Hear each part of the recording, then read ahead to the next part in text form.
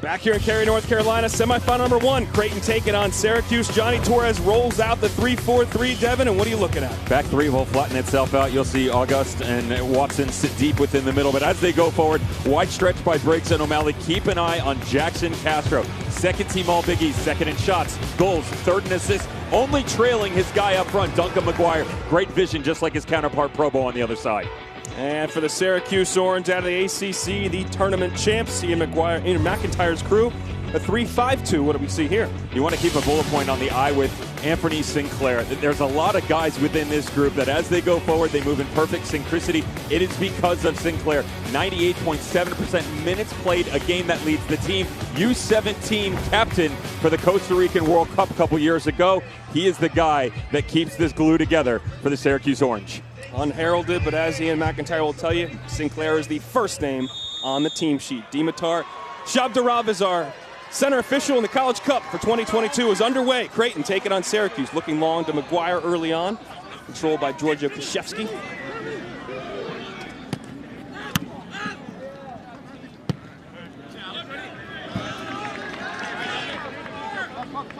And there is Shabdarov, the center official tonight. Salma Perez, Albert Escobar are ARs, and then Brandon Marion will be the fourth official. McGuire on the ball, cutting inside.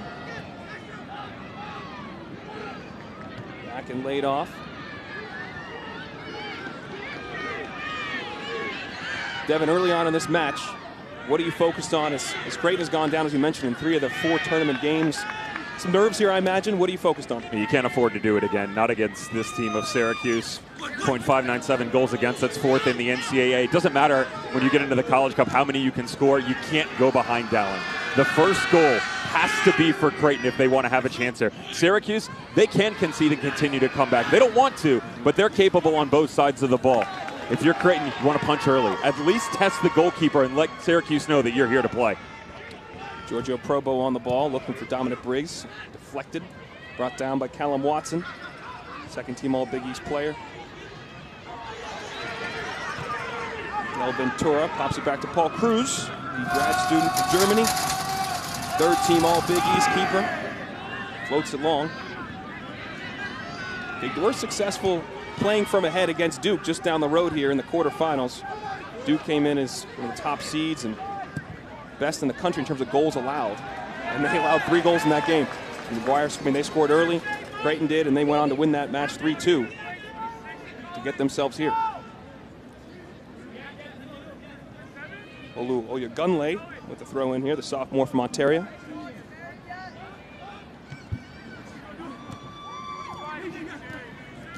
Krzyzewski gains it long. Opportunity in the box here early. Cutback ball. Leaks all the way through. Lorenzo Baselli making moves. Some shouts for handball. You shouted for handball. Didn't shout. You made a motion. What do you think, Dev? Well, the angle is difficult to see, but it looked like it popped up and hit his hand. We're back the other way. And Russell Shealy gets his first touch on it. Redshirt senior, transfer from Maryland. You'll hear this a lot of transfers on this Syracuse team. 12 over 2 years that have helped really build this roster. Jonah Leibold turns it over there. Probo on it. Looking for the big center forward and McGuire.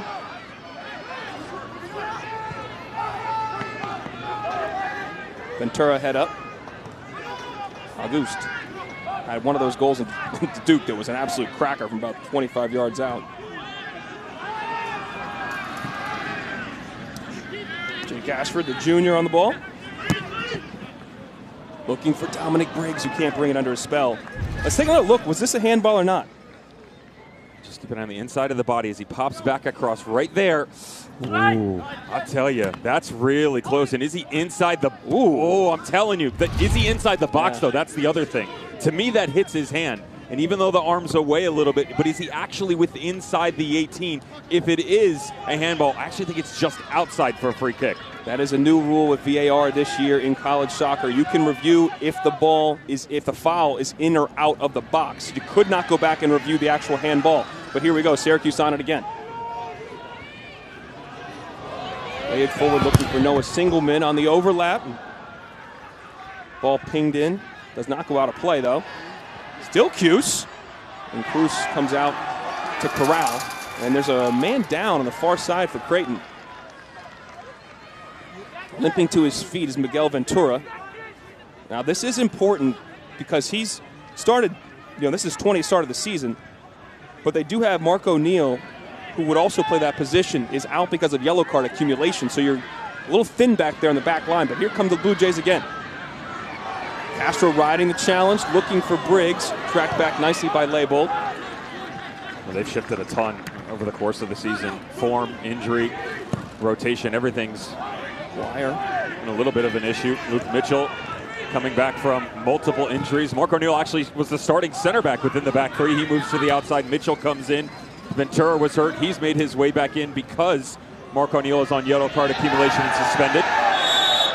Briggs goes down and draws the foul. As you mentioned, a lot of shuffling on that back line. But Johnny Torres, Blue Jays coach, very confident in his group, did say, hey, we've got depth everywhere. I've been wanting to build a program where you have two deep at every position. They believe they have it. Foul here? Yeah, it's definitely a foul. Just the arms extended away from the body. What you're going to keep an eye on is Dominic Briggs and Owen O'Malley. Briggs in that situation getting in behind. Leibold and Singleman, as wide as they get, they got to get involved in the attack. Ian McIntyre talks about the two-way players, everybody moving together. The second that you step a little bit, you don't pitch over and get back right away, that's where Creighton slides in behind and starts to stretch the game going the other way. Briggs and Probo over it, and Probo tried to play it short to Briggs, just too much on it. So what are the keys for Ian McIntyre's crew here? For Creighton and for Syracuse, you start with Syracuse, you defend to survive, attack to vanquish as we go ahead of the curve. What does that mean? The curve. They don't survive. This team doesn't. They go after their opponents. They want to go on the other end, produce numbers up top, and go score some goals. That's where they find the most of their success. Ian McIntyre says, we are not built to sit back and absorb pressure. Both these teams can score. As we mentioned, Blue Jays are the first in the nation. Syracuse 15th in goals scored. They both want to dominate this game by having the ball. McGuire, 22 goals in the campaign, looking for 23. But he'll go out for a goal kick.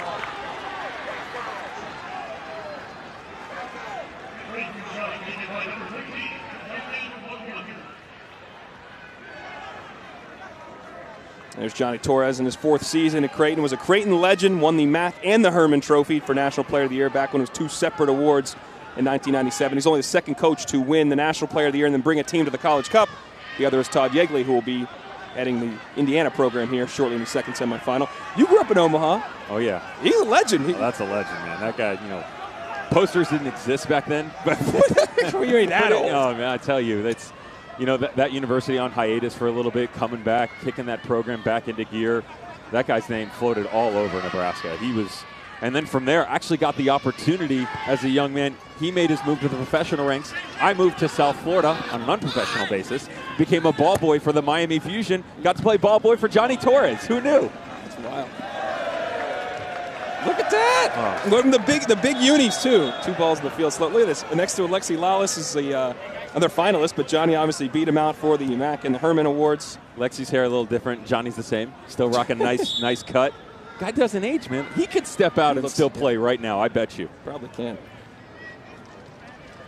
He is 12 years an assistant here for Creighton as well, and now he heads the program, so he is a Blue Jay through and through, and he's led them to a special place, and Castro actually lost his footing there. Wanted to run onto that. Christian Curdy on the ball now, the Maris transfer. As we mentioned, that'll be a common theme here. Sinclair on the ball. Sinclair's got 9 yellow cards. He gets one more. He will miss the final because of yellow card accumulation. Does that impact a guy like 5 in the middle for Syracuse that likes to be physical? Oh, yeah. And they're already missing their central defender and Booster Schoberg. Hold on. McGuire 1v1 with Curdy. Takes a step on him. McGuire shoots! Just a piece of it. It will be out for the corner. Shealy gets it. This gets the post on the back end, too. Coming in, I told you, this is a big striker who's good in hold-up play, but he can run a little bit. Check the touch behind the center defender. It's one of the most difficult things to do, to shift your hips, maintain momentum, and catch pace with the striker. Curti catches him on the back end, but a really good job by Duncan McGuire. Kiss of death off the post at the end of it. Probo to take the corner, and McGuire, we've mentioned the 7 straight games the Blue Jays have won. He's gotten 9 goals in the Big East tournament and the NCAA tournament combined in those 7 games. He is hot to say the least. Probo lines it in. Whoa, a goose tried to go first-time strike, and then another first-time strike from Callum Watson. Three-time All-Big East player Watson lines one up. He missed the last match because of yellow card accumulation himself. And they've got some big bodies, too. Jake Ashford, 6'2", Luke Mitchell, 6'1". You get cute at the top of the box, though. Notice the numbers. Sitting back, they're not expecting him to be that pretty from the set-piece play from the corner. Something right off the training ground. We saw something special earlier today with the Netherlands. Dying embers right off the training ground for Wout Weghorst's second goal of the match to force extra time against Argentina, ultimately losing the game, though. Pretty good appetizers for our day, the College Cup here. Oh, I just walked right into the production truck and said, am I supposed to actually go to work after this? Come on, guys. We were up here sweating. Let's just say, I wouldn't say it was the best preparation before the game. We were here for 2.5 hours. We were watching the game. Then you get locked in. You know, when you come into games like this, Dallin, you know, we're going to reference Syracuse, obviously. You're trying to scout your opponent, figure out what the lay of the land is going to look like. You always try and find tendencies with a team, but you try and compare them so that you can take a scouting report from a different team and say to these young men, guys, it's very similar to X or Y. You don't have that here. Flags up for offside there. This Creighton team, you know, because they're just so unique. They're very unique. It's not a system that you normally see at the professional, at the collegiate level. 3-4-3 by trade, but it's really 6 within the midfield because Jackson Castro and Giorgio Provo, they drop in and become 2 10s. So inadvertently, Duncan McGuire ends up running up top by himself. They don't mind that. When you hear 3-4-3, you think the Duke Blue Devils, right? And the great season that they had. There are plenty of teams around the country that play in a 3-back, but I'm relating it within the ACC. So you go, okay, they play 3-back as well. You start watching tape, there's so much rotation. And you've still got representation on the outside. Owen O'Malley on the left, Dominic Briggs on the right. So you have to stay true to yourself, but still find a way to find these 2 boys up top. Avante Johnson looking for a Poku. Flag goes up again. And Avante Johnson, as mentioned, first-team All-American, just minted. And Daniel Poku, the United Soccer coach's third-team All-American. Creighton, what is this, ahead of the curve? What do you got here for your keys? The whole is better than the sum of its parts.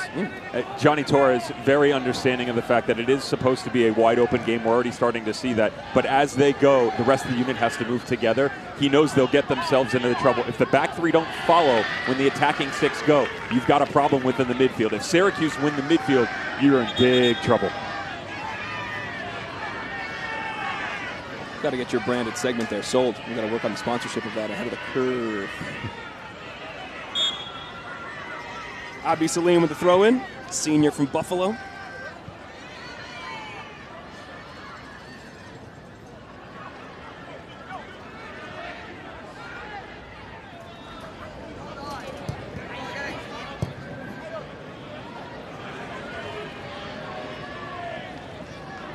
Sinclair brings it down and back to Salim. She wants to settle things down. Having an outstanding season this year. First in the nation in minutes played, 2020. That's the amount of minutes he's played. Top 10 save percentage, goals against average. Nice recovery by Sinclair. Over to Vaselli. Out to Leibold. Leibold 1-1 Briggs. Krzyzewski hangs it out to Singleman.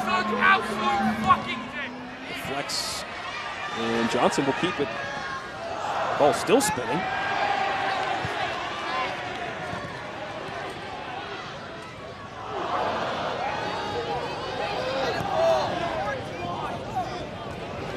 Apologies for the audio of the fans. It's emotional here, College Cup. Working on their French. Parents gave them an early Christmas present in Babel. They seem to be proficient.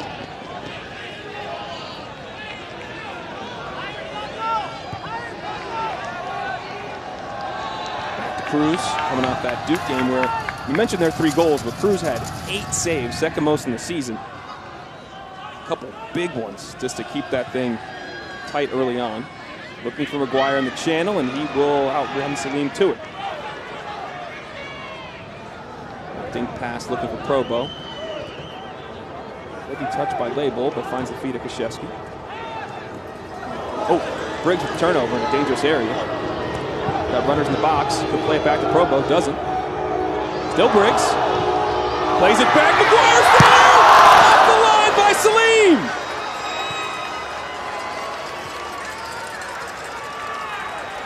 What a big-time play. I think it might have been Sinclair on the line. Yeah, 100%. That's who was on the back doorstep. We talked about the holding midfielder. Even off the little deflection, McGuire, right where he's supposed to be. He expects this ball earlier. Again, twice now in the span of 15 minutes, we've seen Curdy get turned around. Once by Briggs, the other time by McGuire. Corner played in. Shealy goes over the top. Punches it over. Anthony Sinclair just pinching back over. You kids at home, never stop here. Don't ever stop. Jimmy V told you that. Keep fighting. Yep. And Sinclair, the senior from Costa Rica, captained the U17 Costa Rica team at the U17 World Cup. Also in the CONCACAF Championship U20. He's got great experience at a very high level with big matches and showing up here.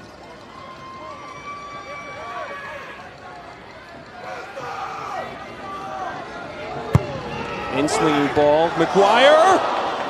Jeez, just over the net. Creighton. Applying pressure to the orange early. I told you, just test them. Just let them know that you're here. They go direct the first time. Second, they come back to the top of the box. They get a little cute. Now you go high. Use that height advantage if you can. And a lot of time, Dallin, when you look at big strikers like Duncan McGuire, 6'1", carries a tremendous amount of athletic ability. He's got a little weight on him, though, right? You think maybe he's not quick, maybe he can only hold up play, but no. He's got a ton of talent underneath him. Breakout season for sure, but you talked to Johnny Torres, he said, I knew it was within him. Maybe not necessarily 20-plus goals, but we knew he had the ability to hit double digits and help push this team up top. Soccer coach's second-team All-American, 22 goals, and this might be an opportunity for a goal the other way. Levante Johnson on it, early ball played in. Briggs is there, doesn't really clear the lines. Cruz comes out and corrals.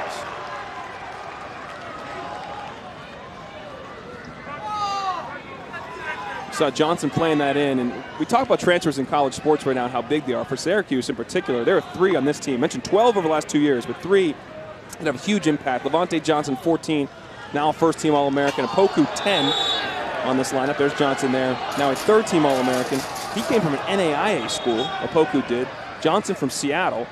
And then Lorenzo Baselli came from a Division III school outside of Dallas to be a huge player. As you see, Ventura down again on the floor. Ventura's struggling a bit right now, the sophomore from Portugal. And you take a look at those transfers again. You're finding players all over. Opoku at an NAIA program. Baselli from Italy, born in Italy, actually grew up playing against Giorgio Probo, 27 in white. We've talked about a couple times already today. 12 overall, 5 within the starting lineup tonight when you include Christian Curdy, the center back, and Abdi Salim on the right side of that back 3.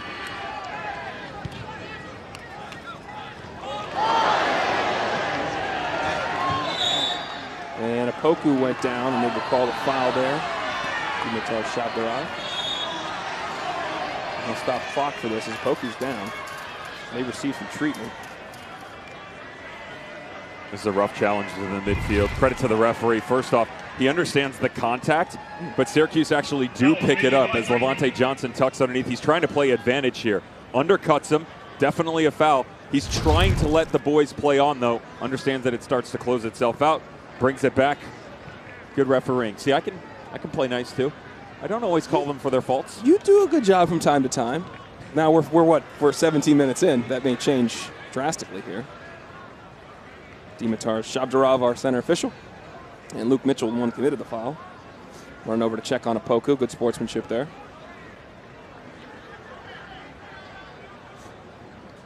This is the one thing about this team. You definitely don't want to lose either one of the guys, Levante Johnson or Opoku.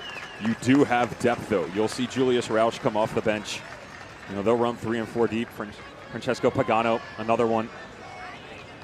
Rausch actually, according to his manager, is probably the best striker of all of them, which is interesting because you've got 2 in front of him, right? They combined for 19 goals and 12 assists. And Opoku goes to the sideline. Because he received treatment, he will walk off the pitch. Krzyzewski drives it back post. Salim heads it down, and Cruz is there, though. Opoku rejoins the fray. Cruz trying to get him going the other way. Jackson Castro on the ball, lays it back to Briggs. Good step by Olagunle. Krzyzewski finds Leibold. Leibold's first touch heavy and good recovery by Jake Ashford. And there's going to be a change here for Syracuse.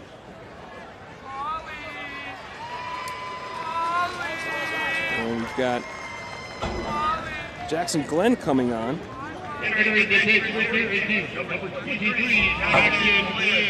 In the mix for Lorenzo Baselli.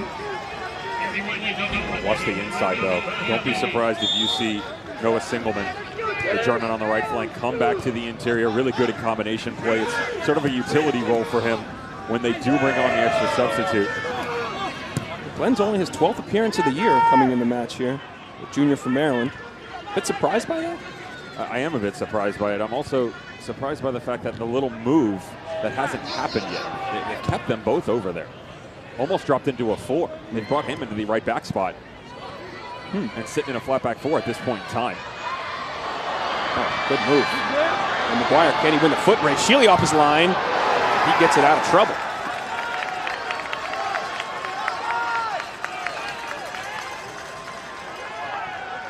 Creighton can be direct, man.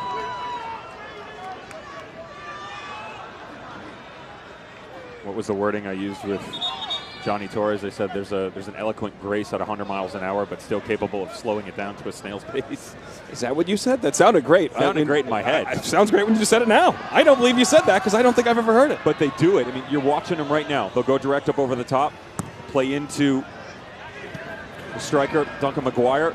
See him play to the outside, though, too. A couple of times we've seen Probo and Jackson Castro, specifically Castro, who comes to this near side. They're trying to find that overload.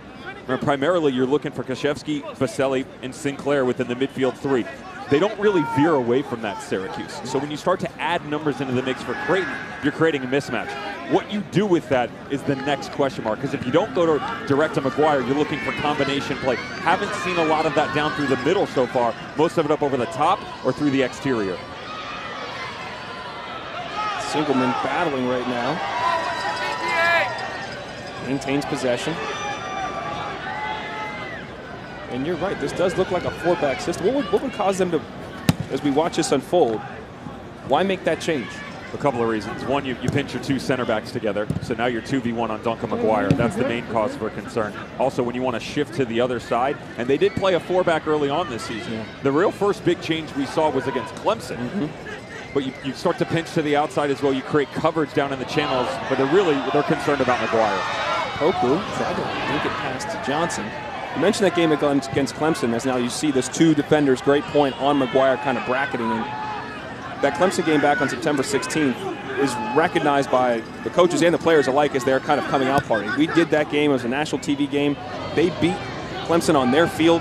The team picked to win the ACC in impressive fashion, in a rather dominating fashion, really, for a lot of the game. And that kind of gave those guys the hope that Clemson had some guys out, but as the ball's played in, Leibold can't bring it down. But that gave them the confidence they could get to this point right here after that game, and they really grew since then. 12 games straight unbeaten. McGuire comes back to pick it up.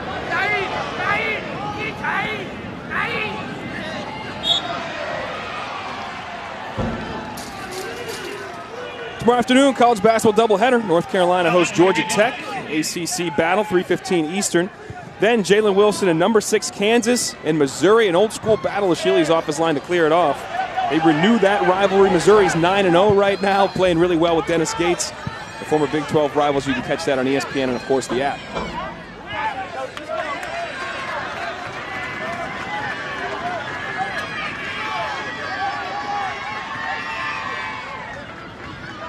Owen O'Malley with a throw in the sophomore. Local product, Cary, North Carolina, part of NCFC Academy. Played here at this facility here at Wakebed Soccer Park growing up. All Big East player.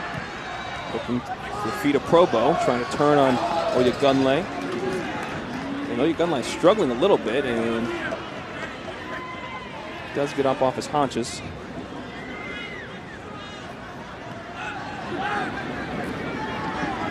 Watson.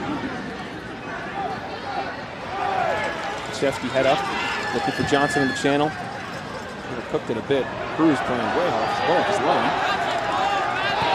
Smith eventually gets it out of play. Quick restart. Well read by Ashford.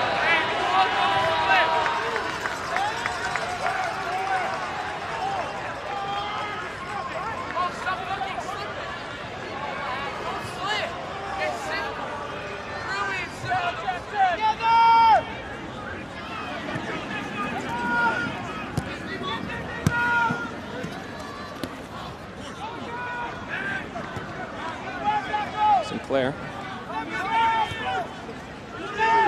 To Celine, out wide to Glenn. Glenn charging up that right flank now. Yeah, is that okay? Yeah. I needed a home for him with somebody's eyes, good eyes were on him. Not with fans in that end zone. It's like, oh, no. They've done like pressuring Probo, forcing the turnover. Poku on it. Can't get out from under his feet. Turns it over. Castro's got it.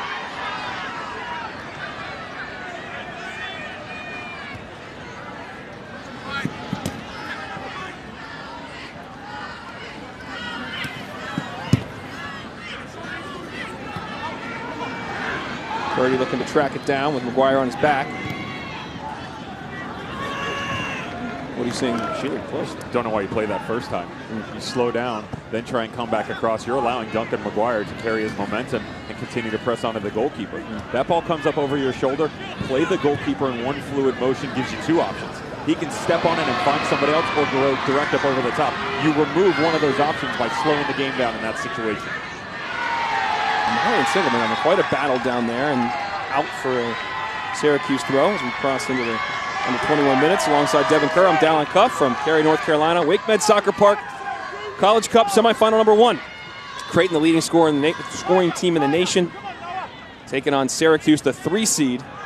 Creighton is the 13th, and Pitt will be the 14th unseeded team to get to this point in the College Cup. Coming up after this match, 30 minutes or so, will be the Pitt-Indiana game, the second semifinal. That is a rematch of the 2020 semifinal, which Indiana won 1-0 en route to playing Marshall in the final, where they fell to Marshall 1-0 in overtime.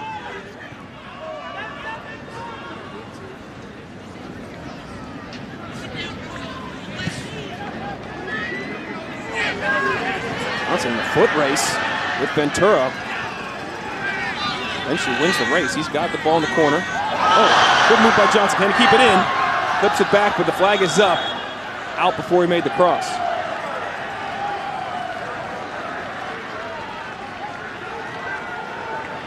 "25 minutes in here. What have you seen?" Well, one of the things that you get, a blessing in disguise, Mark O'Neal on the other part of team equation, he's suspended. You do get more speed out of Ventura, though in this situation, doesn't say much. That's how fleet of foot the front two for Syracuse are. You push down into the corner, quick-witted. I told you that the difference between these two players, there's work ethic, there's unpredictability, but there's a consistency to the tune of 19 goals over the course of the season. That's what I was talking about, though, the 6 assists. They continue to play and drop back in. Poku and August, tough collision, and then Krzyzewski kicked the ball afterwards. And Matar Shabdarov says, "Soul, just relax here." I am surprised tactically the change that we've seen from Syracuse so far. With Baselli coming off, you add Jackson Glenn into it. The role that Glenn is playing right now, he's marking Jackson Castro up into the middle of the field, right around the center circle. As he comes, you've still got Singelman who drops back in, helps you out defensively. He can play that role, that's not a problem. Where they're missing, though, is right down through the middle. I told you, if Syracuse wins the midfield, you've got a problem. They're not winning that right now because Glenn comes out, so you basically got Anthony Sinclair and Krzyzewski doing all the chasing. There's a lot of space right now, so they're mostly chasing and tracking as opposed to dictating the tempo of the game, which we saw all season long in the ACC. Is that a big win for Johnny Torres and Creighton, just to kind of force the hand of Ian McIntyre to make a tactical change like that? It is a win, though it's still 0-0. So yeah, you could say whatever you want tactically. I do give the advantage to Creighton. Probo on the ball. Got Castro to his left. Plays Castro. Tried to lay it back.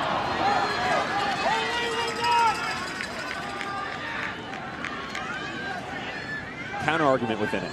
What you got? A lot less opportunities for Duncan McGuire. You're right. We did see him on the set piece, but how many times in the opening 15 minutes did you see running in behind one-on-one? He had 4 shots in the opening 15 minutes. There you go. Syracuse, you have to have a shot.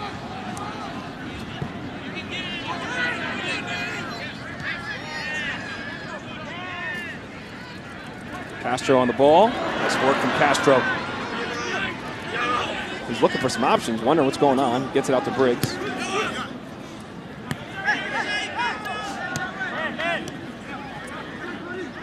Castro on it again, marked by Glenn. Scored the second goal at Duke. He almost played through O'Malley, and that's going to be a foul on the edge of the box, and O'Malley wants a card. I don't think he's going to get it. I don't blame him, though. There's the speed, though. How's the move to the inside? I mean, you're really challenging space here. You're expecting here the natural momentum of Malley to bring him down into the corner. They stretch the field. As Castro comes, you create that width. That's not the case. Good vision, slow the game down. And Noah Singham and Jackson Glenn, ever since the change, they've had their hands full on that right-hand flank. Shealy setting up his wall. Watson is over it. The senior from England. One of these transfers came from Hastings College, an NAIA school in Nebraska. He was an All-American at that level. He's now been an All-Big East player 3 different years. He will take it. Shot off the bar! Shealy may have had it covered as he pulls himself out of the side netting. And yes, Shealy did get a piece of it. And a scout on my board. Free kicks, right foot, long throw. Those are the 3 bullet points that I've got for Callum Watson. Watch his hips. I mean, he brings this thing up over the top. You got about 4.5, 5 inches to get that thing to drop down to get up in. I don't think there was a touch there, but they will have a corner now. In swinging ball, crowding Shealy. He gets a fist to it, but Shavdra says there's a foul, so.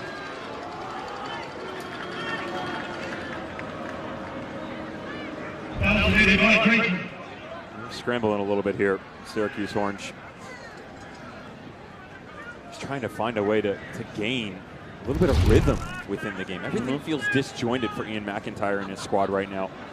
So much talent for sure, but I did say to you coming in, the form that we've seen from them, it's not the best all season. They've sort of survived, right? And to my point about coming in, you know, you don't defend here for your life. You're looking to vanquish the opponent on the offensive end, and we have not seen that at all. It seems on the defensive side, even though they are pinned back in, they're also scrambling. There's a lot of disorganization on that back line right now because of all the rotation from the Blue Jays. Creighton wanted to impose their will, as did Syracuse, and right now Creighton's doing that. Lay it off to Krzyzewski. He can hit it from there. Cuts it back. Cuts it again. Out wide to Leibold. Way of gun line. He's got options in the box. Good ball played back post. Not headed clear Singleman, and that is wide. Ball's out. Give you a chance to talk about the Heisman tomorrow night, 8 Eastern, 5 Pacific on ESPN, the app. And the app will have the 88th annual Heisman Trophy ceremony presented by Nissan. All 4 finalists are quarterbacks. Georgia's Stetson Bennett, who obviously won the national championship last year. TCU's Max Duggan, Ohio State's C.J. Stroud, and Caleb Williams from USC. All right, the sub just came in. Kurt Kalov entered the mix for Noah Singleman. Kalov scored the first goal in their win against UVM in the quarterfinals. It was Olympico, straight from the corner spot. What does he add? I mean, he came in from the ACC championship game, added something different. Like he's a big game player, it seems. Noah Singleman gives you the opportunity both from inside and out to sort of move him around a little bit. Good distribution and vision. But when you go to Kalov, more speed behind him. There's McGuire. Well by Salim.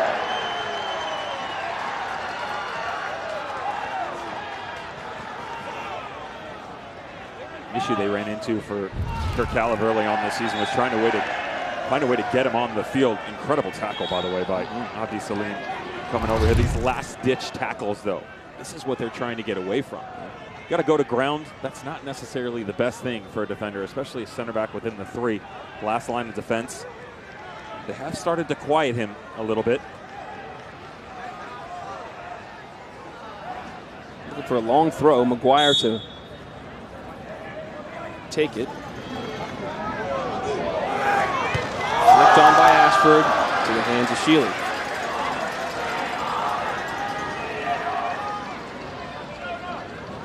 It is good. Taking by number 25, Ashford.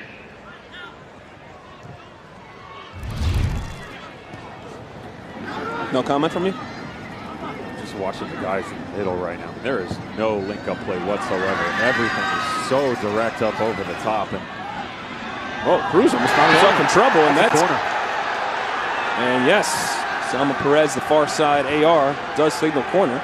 Second time, by the way, in the last 15 minutes. We had the one on the far touchline where he slipped and gave it away. This time, he's getting lucky here. You've got to start to breathe some confidence into the goalkeeper, more communication, because you're going to give away a massive mistake if you're not careful.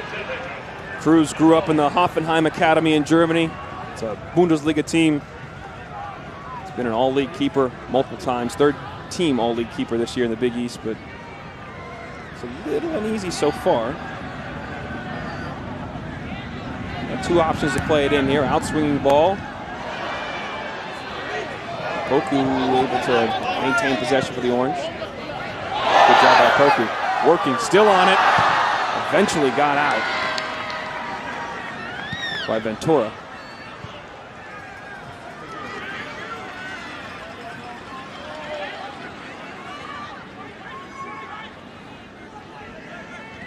Great crowd on here at Salem Stadium, Wake Med Soccer Park.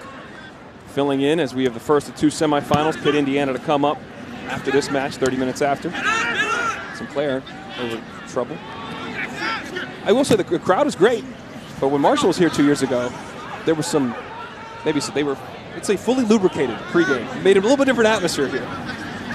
Parking lot escapades. 5 hours ahead of time, they were tailgating. It was impressive. 2020 national champs, first time ever. They were knocked out of the tournament by Indiana, who they beat for that championship 2 years ago.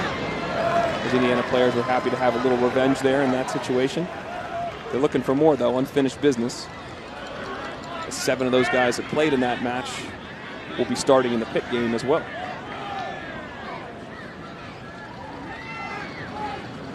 A long throw for McGuire.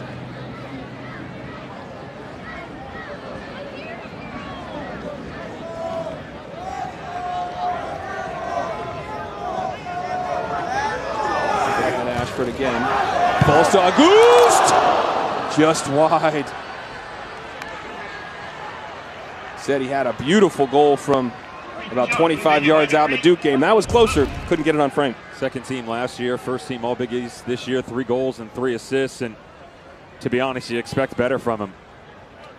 The Quebec native, there's just, you could put this on your instep and put it on frame. In moments like this, though, College Cup, Final Four, the emotion can get to you. You poke your head out and think, this may be my only opportunity. You see a lot of guys end up in the exact same situation, spraying it wide. No doubt. There's a lot on the line here, to say the least. Never know if or when you'll ever get back here, and some of these guys that are seniors, like Auguste, this could be it. Poku with the step, generates a turnover, gets it back to him. And they eventually make that foray forward. Laybolt continues his run. Johnson on it. First team All-American. Oh, outside a boot pass. Balls to Krzyzewski! Cruz stands tall.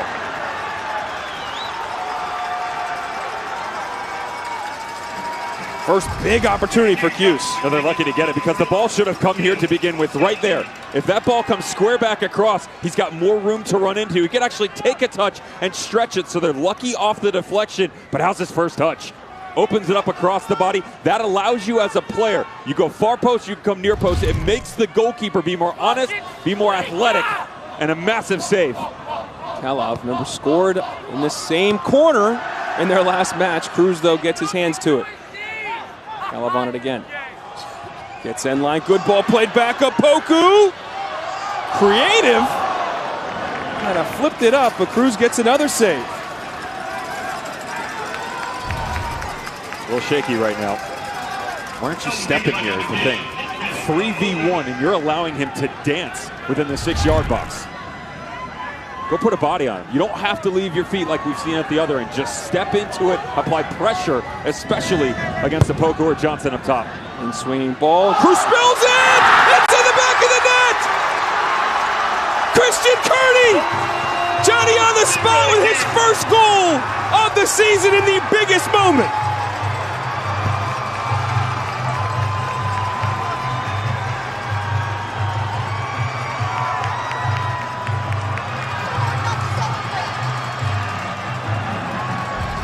having a rough go of it. You start from the wide angle, Dallin, and you watch the goalkeeper. He does everything right except catch the ball. 2 mistakes on the far side of the field. One led to a corner. We just saw the defensive line not step in. You come get this thing. Simple. Both hands are on it. You got to collect. Credit where it's due. You still got to step through here. Ball drops right in front of you. A lot of work to be done with all the bodies. And Christian Kurtzy, left back, right back, center back. They play him in the 6. He will do anything that's asked of him. And yeah, he'll put him out in front for his first goal of the season. The transfer for Maris, and talking to him yesterday, he said, you know, he growing up in New York and growing up in that area, said, yeah, I wanted to come to Syracuse. I had the opportunity, and I'll play anywhere I can get on the field. And he's done that, as to your point, all season long, and steps up in a big moment, and Paul Cruz is going to want that one back. As offside, but as a reminder, folks, Creighton did fall behind. In 3 of their 4 NCAA tournament games, they went down 1-0, and they came back to win all those games outright. So Johnny Torres' crew has said, well, they said to us yesterday, we don't really care if we go down. We know we're going to score goals. We're going to score. We're not worried. It doesn't worry us at all. And with incredible confidence, they say that. I would also say that it's very easy to say that respectfully when you play against teams like Seton Hall and Xavier. No disrespect to them, but they're 35 and 40 plus in the RPI for a reason. This is the #1 RPI team in the nation. 10 wins against the top 25. They're 10-1-1 overall. Defensively, they came back against Washington though too. Number one seed. Number 1 of the top seeds. I'm not going to bag on my boy Jamie Clark. Duncan McGuire in the channel, and a foul flag goes. Oh, extracurriculars. You disagree with the call? I think it's a dive on the back end by Duncan McGuire. And I was trying to give some props to Paul Cruz and see if you could boost his spirits a little bit here. But the first tackle is certainly not a foul. It's the secondary. Look, ball goes to ground on his own. When you get up right here, that's a dive. He leans up, reaches his arm out on his own as Abdi Salim comes over. Great recovery run, by the way. Because even though you've been exploited down into space, once again, that's the right-sided center back of the 3 coming over, tracking the 9 to close him down. All right, Probo stands over it. Again, second in the ACC, 14 assists on the campaign. Can they hit right back?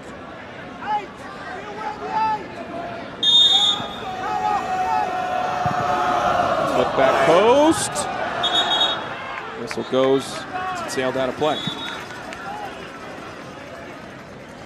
Coverage of the NCAA Championships continues with the Men's College Cup Final. Monday, December 12th, 6 o'clock Eastern here on ESPNU. For more information on the NCAA Men's College Cup, log on to NCAA.com, the official online home for all 90 NCAA championships.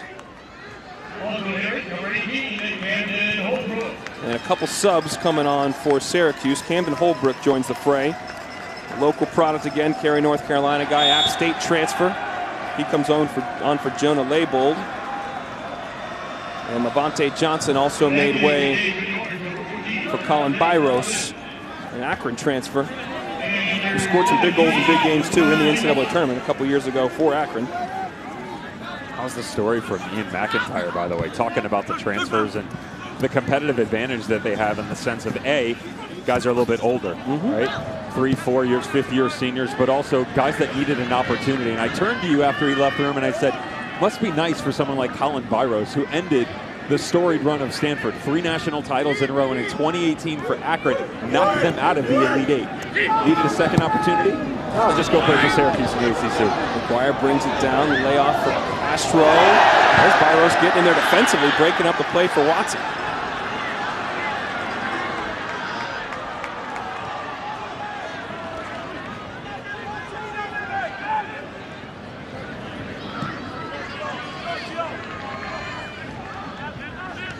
We knew it would be an eventful game with these two teams. Top 15 in the nation scoring. Creighton first overall, 60-plus goals. They also leak goals, though. They're 92nd in goals against average, so we knew there'd be action end-to-end. It's been just that, but Creighton finds himself down 1-0 to the Orange. And the offside flag goes up.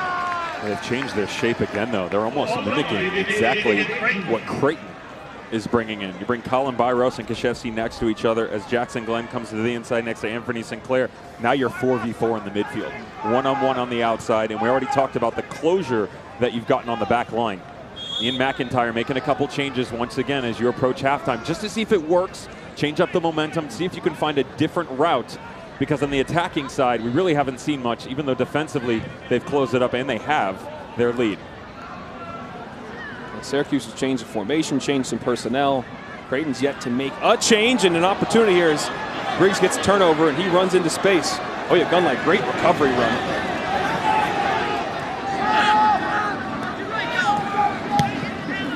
Syracuse is 15-0-2 on the season when scoring first. 17 wins on the campaign, 2 losses, 4 draws, and a historic year for them. Nice pass. Ball played to Briggs, he plays it back, McGuire's there! McGuire saves Shealy! Wow! Russell Shealy standing tall, second team All-ACC, and you're seeing why. Big man running once again, Duncan McGuire. How's the turn and then the wherewithal to take the secondary touch? It is a little bit short on him. That touch right there. If he can get that ball out in front of him, you can extend it away from the goalkeeper. Instead, closes it down a little bit, the angle easier for Shealy. Still a good save. Ball played in, Shealy gets a punch to it. Briggs pings it out. Actually picked off by O'Malley. Probo low ball played in! Shealy off his line to corral that. Dangerous ball.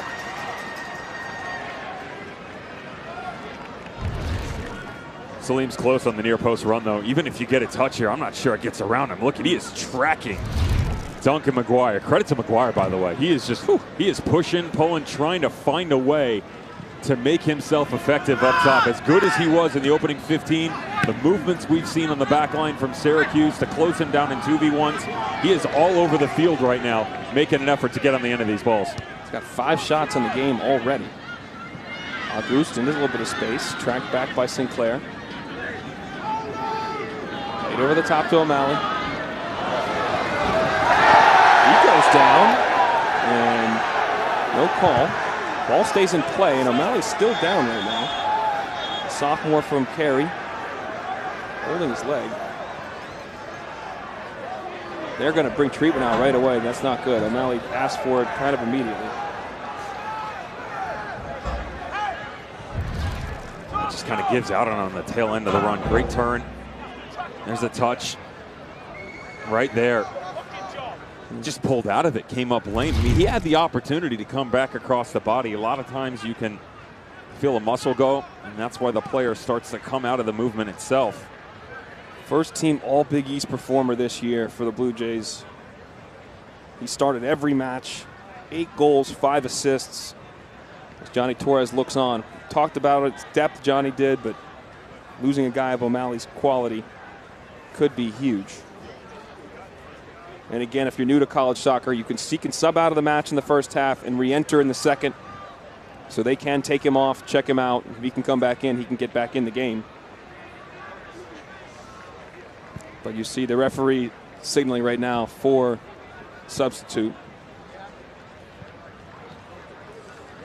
Coming to the half, we're going to preview the Pitt-Indiana semifinal, the second one of the night. And of course, it is V-Week here at ESPN. We'll show you some support in the local area. And we'll give you the highlights and analysis of the first half. And this is not what you want to see. O'Malley struggling to even put full weight on it. Again, local product, Cary, North Carolina kid. North Carolina FC, which is on this facility, is where he grew up playing. Really sad to see that as Ben Folks will come in the match. The freshman from San Diego, making his 22nd appearance on the season. Big spot for a freshman to come in replacing O'Malley.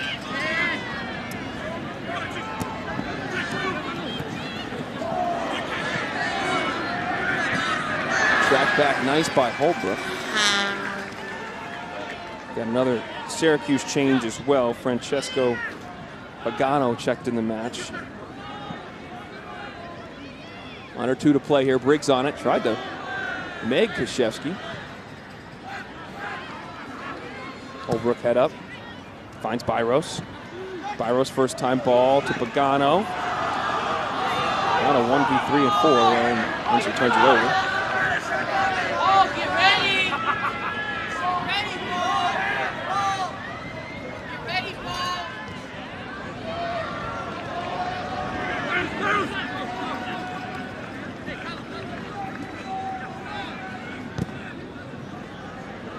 Played around the corner to McGuire. Cuts it back and comes it hard for the challenge.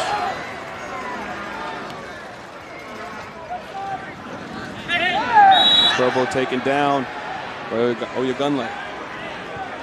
How's this ball by Jake Ashford? Pretty. I asked Johnny Torres about it. I said, your back three at times can get pretty wide. He said, no, I'm probably going to keep them compressed. Don't want to give up too much space in behind. Jake Ashford, I think he took offense to that statement. 24 hours later, that curling ball in behind allowed McGuire to run into it.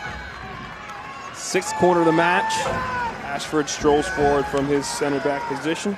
Junior from Shawnee, Kansas. Castro to take, outswinging ball, didn't beat the first man. Castro on it again, comes from a footballing family. His uncle Rodrigo played for IU, won a championship back in 1983. His father Diego played 11 years in MLS across a number of different teams. He did mention to us, he's like, my uncle keeps talking about he won a championship. Jabs him a little bit. He jabs him a little bit, so Castro wants to pay back Uncle Rodrigo if he can, and maybe pay back Indiana in the final if they get there. 10, 9, 8. Count down here. Syracuse up 1-0. Your thoughts on the first 45, Dev? I'll give him credit for standing tall because many a team around the country would bend and break, and they only did one of them. So good job to just hold up some of the pressure. Christian Curdy getting the goal to put them out in front, mistake or not. They found a way to get their go-ahead. They do not relinquish that very often. Unbeaten when they score the first goal. It's a mistake by Paul Cruz, but confidence. Conversation at halftime within the dressing room. They produced a ton of opportunities. Creighton should be just fine. Syracuse up 1-0. We're joined by their manager, Ian McIntyre. Ian, thanks for joining us. You made it look like some personnel, but also some tactical changes, particularly with your back line. Take us through the thinking through that. Yes, trying to ensure that they don't get their two number 10s on the ball. Now, having said that, they've kind of bypassed that a lot and kind of gone in behind early. So it's I thought we kind of made an adjustment halfway through that helped us.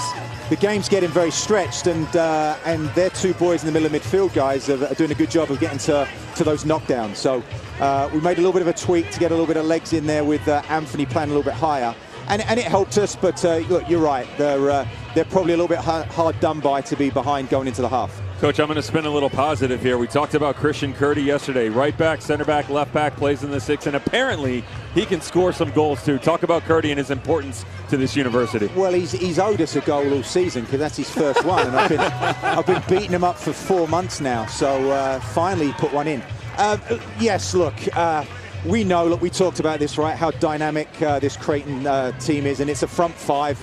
Right now, they're going really, they're going forward very quickly. We're going to do, so yes, both Christian and Abdi, they got their hands full. You guys told me that, how do you defend someone who scored 22 goals? And look, it's hard work. Thank you, Coach. Appreciate it. Thanks, guys.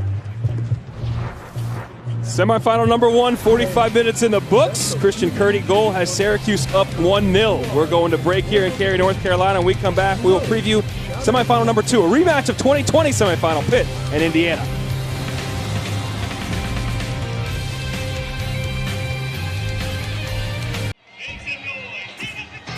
Back here in the College Cup, Devin Kerr alongside Dallin Cuff, thanks to ESPN Images, capturing some great shots from the first half between Syracuse and Creighton. 1-0 is the difference. Yeah, Messi was dancing right now. I'm sure all Argentinians are, because they moving forward. Who's moving forward from our match? That's the question. Can the Blue Jays come back and equalize, though? Now joined by Johnny Torres, coach for the Creighton Blue Jays. Coach, down 1-0, but a lot of opportunities in the first half. What was your message to the group in the break?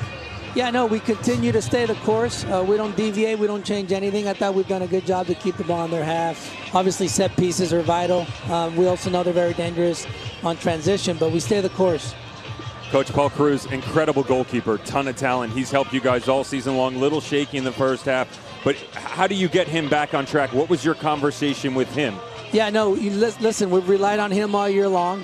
He's saved us many times this season, and now it's our turn to come out and help him out. Thank you, Coach. Appreciate your time. All right, thank you. And just about kickoff here, Dimitar Shabdarov, our center official, ready to start up the proceedings. Syracuse up 1-0 through the 37th minute goal by Christian Curdy, his first of the campaign at the biggest moment of the campaign. Alongside Devin Kerr, I'm Dallin Cuff here, Salem Stadium, Wake Med Soccer Park in Cary, North Carolina.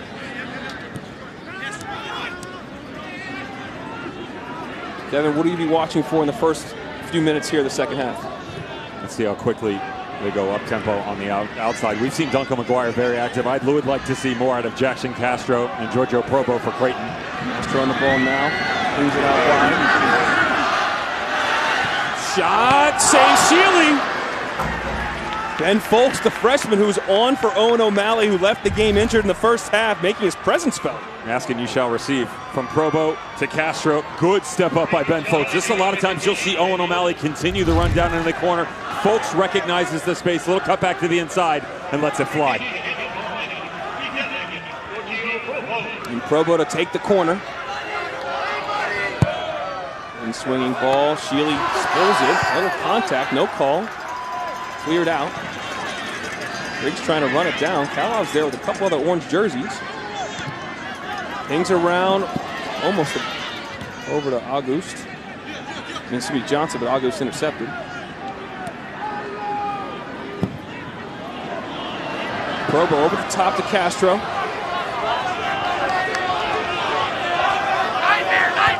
Castro working on Oya Gunlay. Take a look at this little collision in the interior here. Remember in the first half, actually called one back, but this is not a foul. It's a great job by Luke Mitchell just going straight up. If you want to challenge the goalkeeper, especially inside the 6, you've got to go straight up when you go vertical. Any momentum towards the goalkeeper, and they'll blow a foul. Folks on it, tries to put a first-time pass to McGuire. McGuire picks it up! Oh, just wide! Fortunate, he forced a turnover and was almost his 23rd goal of the campaign. This kid works, man. He has got some kind of engine, right? Look at the body, throwing himself around a little bit. He's got the pace up top, knows that he's got to slow down, doesn't commit the foul. A lot of strikers in that situation, they're going to get behind the defender, get up over the top instead, uses the speed, slows down, pushes off, able to get a strike off. You can't give him any more. Law of averages says that Duncan McGuire is right there.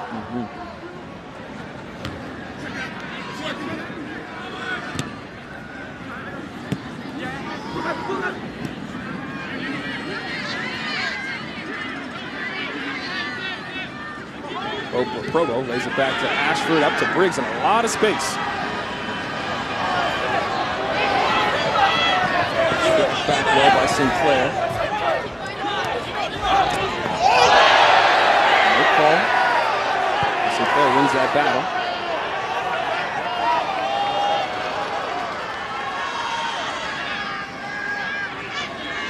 Charging forward is Jonah Laybold, continues his run. He's got some options in the box, can't get the ball from out of his feet.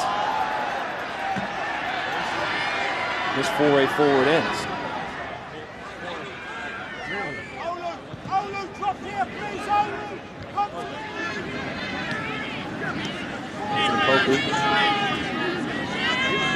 Krzyzewski. Pinged out to Kalov. Krzyzewski. Johnson's touch was heavy, and Folks was able to take it off him.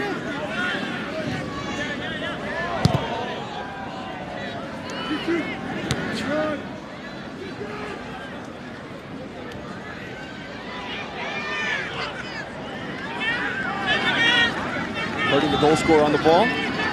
Over to Oya Gunlay, he turns it over, and this could be an opportunity. Flag stays down. McGuire on the run. McGuire rolled off the ball. Leaking pass, Shealy, it's in the back of the net.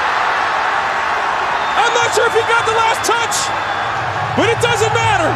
They've equalized again after going down in an NCAA tournament game.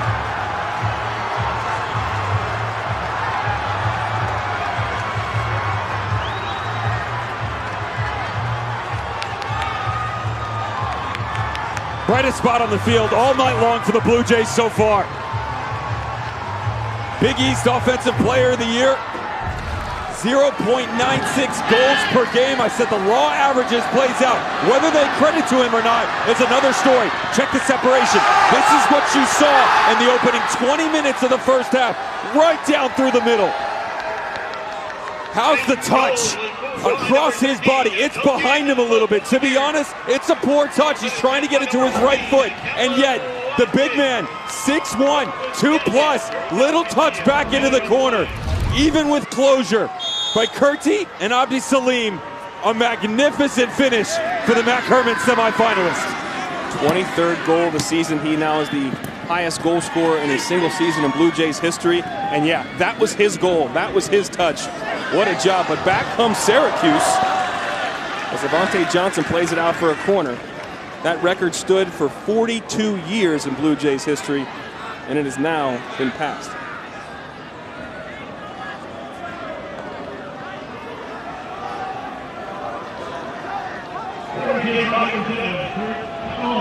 Cal out to take it. Outswinging ball, poor corner. Krzyzewski will give it back out to a bite of the cherry, maybe.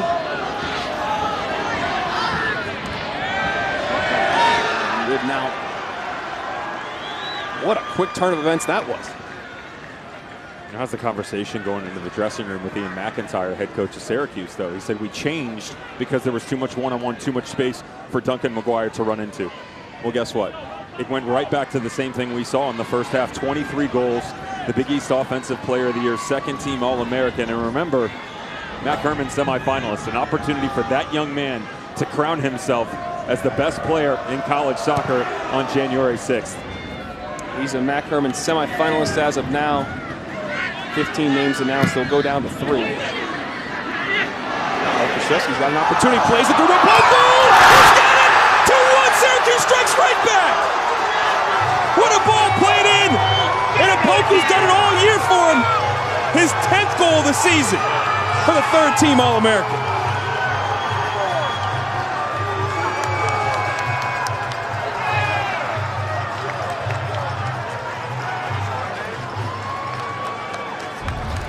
It's just bad coming out. And watch the bodies, the touch back.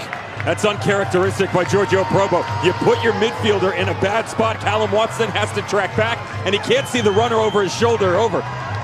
He knows it. He knows the giveaway is a terrible one, and as you peek through here, this is unselfish by Krzyzewski. Could have gone to his left, could have gone in alone. Instead, slips through, fire and ice, and the go-ahead goal for Syracuse. Paul Cruz, not much he could do about that one. That would have been an amazing save, but Opoku and Crew are dancing. I don't know if that was in the Brazilian team's World Cup dances right there, but they're not really dancing anymore in Brazil, unfortunately. But in 1 minute and 31 seconds, this went from a tie game to a 2-1 lead, again for the Orange.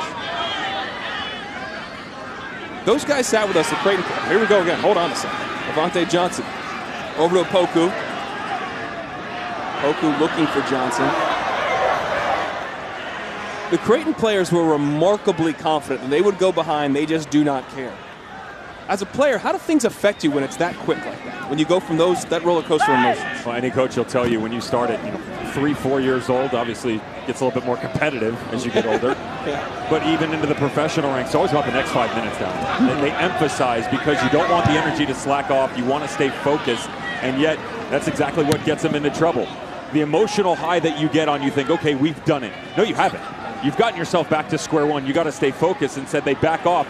Ton of space in the middle over the past couple of movements. Johnson's got some space. Almost fell to Krzyzewski.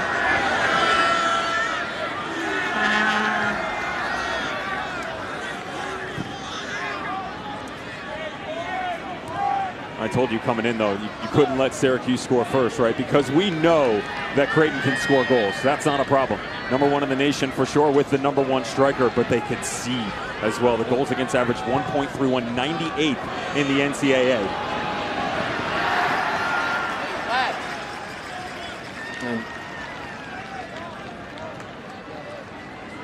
We've got a special guest joining us as well now, too. Todd Daly, the coach of Indiana, who will be taking on Pitt here in the second semifinal. Coach, before we ask about your game, what do you make of what you've seen here from the first 50 minutes of this match? It's a good game. These guys are bigger in person than they look on video, I can tell you that. This is two really good teams going at it. It's fun, entertaining game. Take it out right there. Coach, it's always interesting to me to watch you guys come out in this situation in a good way because you've got your own game, right about an hour away, and yet you're sitting here. Are we taking notes? Are we scouting a little bit at all, or just having a little fun? Yeah, honestly, I just enjoy this. We'll dig in if we're able to advance. We'll dig into whatever team wins. It's enjoying these guys get to feel the atmosphere. Carey's done it again. This is an unbelievable atmosphere. This is what we need for college soccer. So I'm just enjoying it before our game kicks off. Coach, hold with us for 1 second through this free kick. I want to ask you about your match, if you would, please. As the wall gets set up by Cruz. Curdy wide open on the back post. Hal up to take. Whips it in. Cruz comes out and spills but claims. Coach, you were at this exact point 2 years ago when you beat this exact team, Pitt, to get to the final. What has to happen in this semifinal for you guys to repeat that feat? We're going to have to play really well. I mean, Pitt is loaded with talent. They got some of the best attackers in the country. They're well coached. It's going to take a glorious moment. Remember Herb's run. Mm-hmm. It's going to take something like that on our end. And obviously great defending collectively. I think we can put them under pressure and make it difficult and hopefully turn them over for some good chances in transition. But I like where our team is. We're going to give everything we got. Thanks a lot, Coach. Appreciate your time. Thanks, guys. And that special moment was Herb Enderle in the 79th minute against that game against Pitt. Cuts inside, roofs the goal. They move on to take on Marshall in the final. I have an idea. What was that, bud? We need a coach's game. Just hear me out for a second. So Two Matt Herman Award winners, this is right? Todd Yankley with Indiana and Johnny Torres, both of their alma maters in Creighton. Jay Vidovich, reminder, went to Indiana for 1 year prior to transferring in. Ian McIntyre. He was an All-American himself, too. Exactly. Played a little bit in the mid-90s. That's a good point. They got a lot of guys that know the game but played the game at a very high level. 2v2? Full field? Yeah, full field 2v2. How long would that last? They wouldn't even come on the field.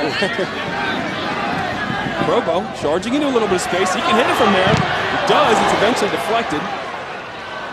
Watson tracks it down. Back to Auguste. Probo to the more space. Being urged to shoot by the crowd.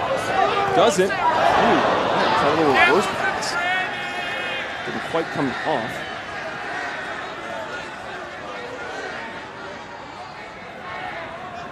And Shealy plays a little cat and mouse with Probo.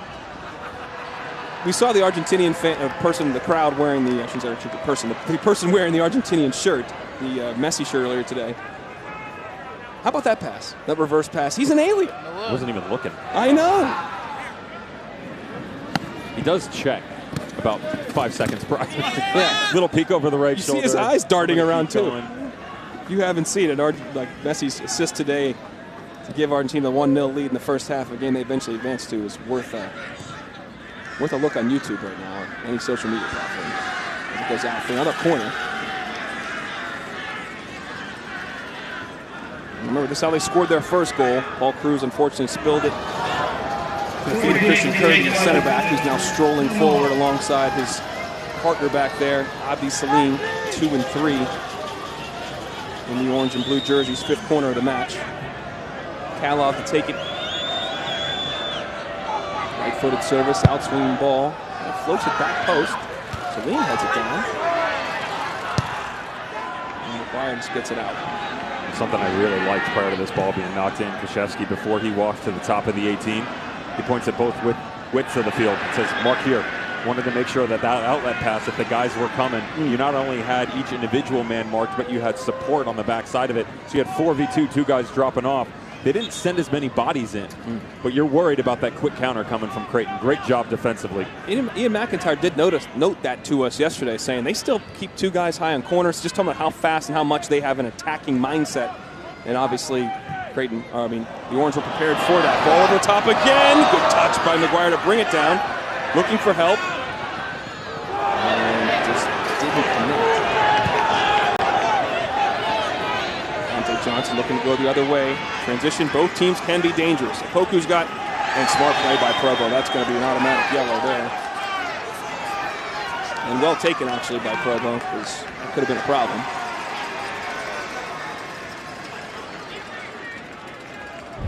He had to in this situation. A little cut back in by Sinclair as they started to move the other direction. You had Nathaniel Opoku streaking down into this right corner. That as an option as he continues the run. Space in the middle opens back up. Professional foul by Giorgio Probo that was necessary.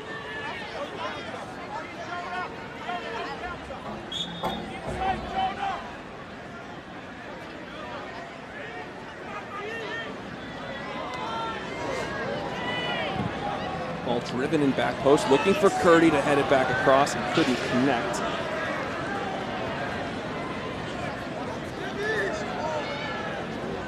Coming up just after our match here on ESPNU, Pitt taking on Indiana, 13-seeded Hoosiers out of the Big Ten. And Pitt, a team that many people before the season thought could get here, are unseeded because of the injuries and COVID and other problems they had through the year. But they are playing in their best form right now. Beat the #1 overall seed Kentucky on their field, down a man, scoring a goal late to win that game in the 3rd round, and then they win their quarterfinal matchup against Portland. Here they are. Hook on the sideline. Ghana native draws a foul. Well done by the big fella.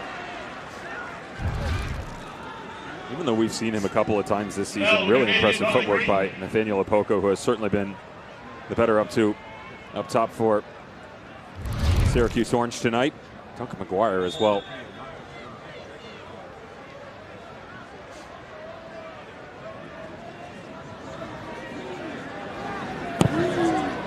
Whips it into a dangerous spot, but Auguste is there. Ball's hurt, swinging and miss.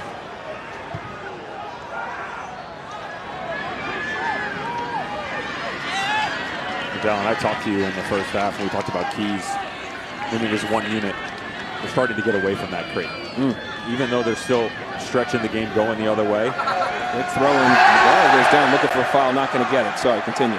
You just got to be careful in the middle of the field. They're a little hesitant to continue to chase here. If you watch out in front of us right now, Auguste and Callum Watson, 35 yards from Duncan McGuire. And it's not for lack of the decision to go or not. They are staying. They are staying home and just allowing it to be a 1 or 2 man game up top. Now, Ben Folks is starting to track a little bit for sure, as is Jackson Castro. But you're starting to see this massive amount of space open up within the midfield, which is why you are seeing Syracuse on the ball more. You mentioned their depth, or Donnie talks about his depth with us yesterday. They've only made 1 sub, and that was by injury. Do you see them potentially doing something else? Like, are they going to? He said we only do what we do too. At what point do you not just do what you do if you're down 1-0 with everything to play for? Well, remember, the sub is only because of injury. Yeah. Right? So whether or not he would continue to ride the same thing, we had a discussion with him, and I compared the rotation within the team of the national champion Georgetown team of 2019. They had 20 guys that had over 20 appearances that season. Think about that. That's a lot. I mean, there are guys on a team, you go the entire year, 3/4 of them maybe get 20, but they're 20 guys. Yeah. And there are that many players, and we haven't seen that tonight. There are tendencies within matches like this, stick with what you know, right? Guys coming off the bench can be a wild card, but the tendency behind them historically is to continue the rotation, keep fresh legs, rotate guys in and out to continue the chase. We'll see if Johnny Torres does do that. Right now, that 1 sub. I'd say the counter argument to that is you're not bringing any of the back 3 off right now. You don't have the depth in that area because of the suspension. You're certainly not taking Duncan McGuire off. All due respect to Alfie Pope, who's a good marksman in his own right. You're not taking the 9 off. There is a sub waiting over there in the wings. I will say this, to your point there. In college soccer, if you're new to the game, if you come out in the second half, you can't re-enter. So whoever's coming out isn't coming back in, which is a difference maker to say the least. It looks like Alfie Pope is warming up and ready to go on that far side. So in the second half, you can enter the next match, you can re-enter. I said that the wrong way. Apologies, folks. I followed you. Yeah, thank you. McGuire on it, lays it back to Auguste.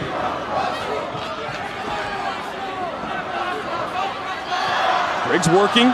Briggs gets end line. Good cutback. Folks is there. Watson doesn't take the hit. Castro lays it off to Auguste. Clever touches here. Watson takes it. Curling! Shealy's there. Really impressive, though, by the great Blue Jays. They don't hit the panic button because even though the space closes down, Callum Watson wanted that overlapping run, but as he stepped on it, he recognized not only had the run come late, the back line from Syracuse had dropped off, so he had 7 yards to step into. Would love to have been able to lace that thing, but it got closed down a little bit quicker than he'd like. Still a good bender to the back post and a nice save. 6th save of the match for Sheely. Watson lays it back to August. Good ball played up to McGuire. Can he run it down? He's in a foot race with Abi Salim. Incidental contact, and then McGuire's holding his shoulder as the ball just rolls out. Do not want to see that. Leading goal scorer in the nation.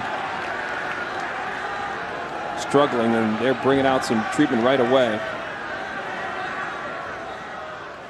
He's been active all game. He's got 6 shots on the match, and Johnny Torres is now going to jog out there too to see what's going on. Excuse me, he's now 7 shots in the match for McGuire.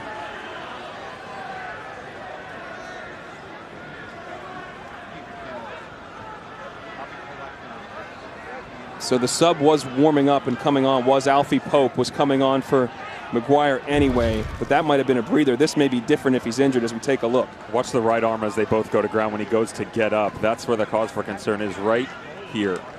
Oh, I thought it came back across, but the body dropping in on him, it's a little confusing, no? It doesn't seem to be a ton of contact, but he does feel it on that left shoulder. Remember, he had rolled over one way. And he is, okay. 2nd team All-American by the United Soccer coaches. Those guys are newly minted as of today.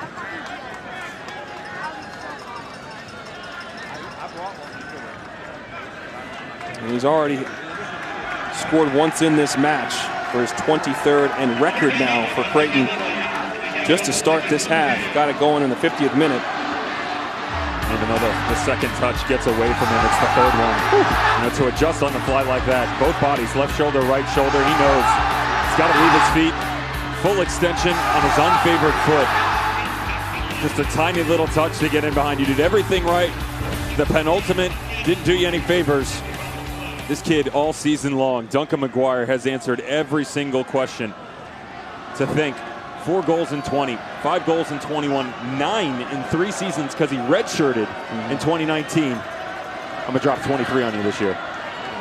Well, he's an Omaha kid, so there was nowhere else I was going. I wanted to go to Creighton if I had that opportunity. It came to him, and he was ready to go.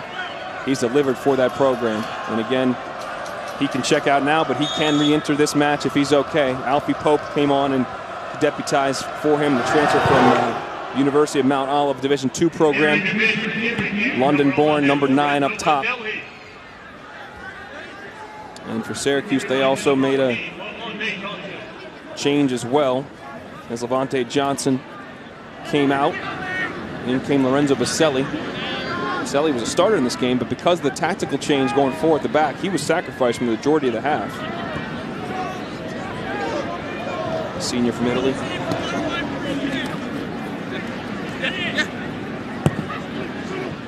Good look by Folks to find the feet of Probo. Continues his run down that left flank. Work by Kaloff. Kaloff down, going to leave him some space. Folks floats it in. And Oya Gunlight just gets it out of there.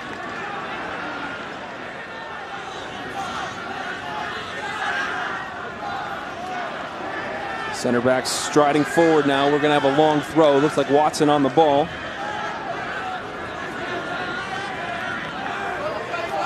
Flick down to the back of the net. We've equalized again. And Pope comes on and he delivers. His 4th goal of the season in a huge moment. Set pieces strike again.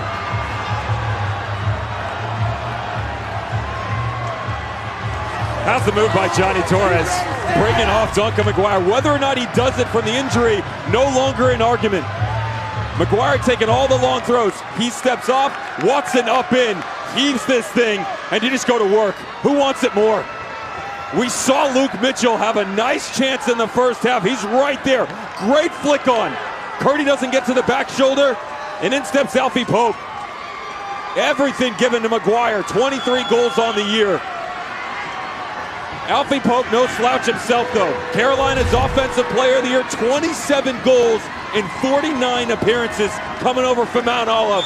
But none is important at the one that he just stuck in the back of the net for Creighton. The Division II transfer, we've talked already about how big transfers have played in this match and on both these teams. And back comes Noah Singleton. Here we go. They scored a minute 31 seconds after last time. Singleton goes down. And Shavdarov waves it off immediately, as did you. Agree? Obviously.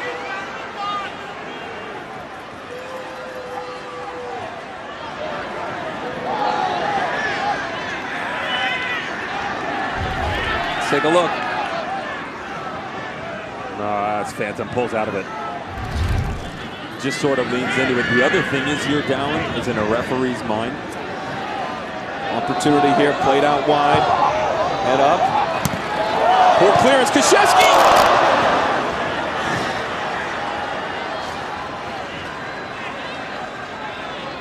He's just leaning back here. Krzyzewski, watch his body as this thing sprays himself out. He hits it with his instep, and I don't mind it, but watch him leaning back the entire time. He wants the upper corner, understandably so, but that's one where if you step back on your right foot and then spring forward, you can still hit it with your laces, precision to the upper corner. Instead, your momentum brings you back, ball up over the top.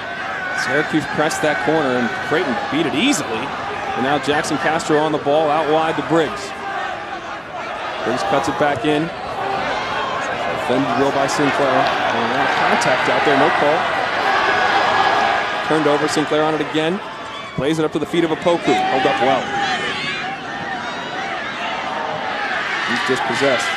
It's only the third time this year that Syracuse has allowed 2 goals in a game. They lost the match to Cornell. That's the last match they lost in early October, 2-1.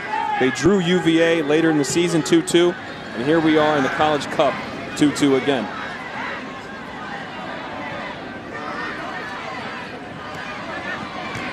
The 1-2 with Glenn and Singleman. No call there made, and good recovery speed by Ventura. We talked about that. Him playing at that third center back spot helps with his speed. You saw it there.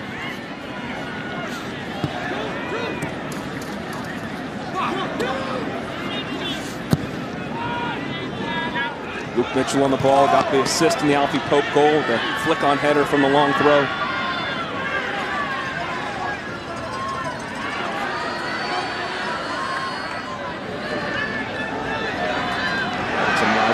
Challenge from Krzyzewski to lose his possession.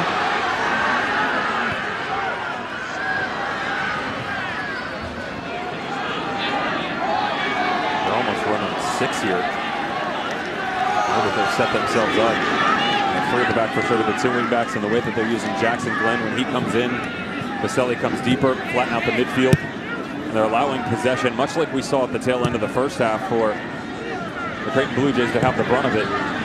The idea is just to continue to keep the game in front of you. They got stretched a little bit thin. You can compress the midfield, which is the move with Baselli coming on. Flying down the left flank. Sophomore from Germany. And there's McGuire on the sidelines wearing the penny now. We'll see if he can re-enter the fray.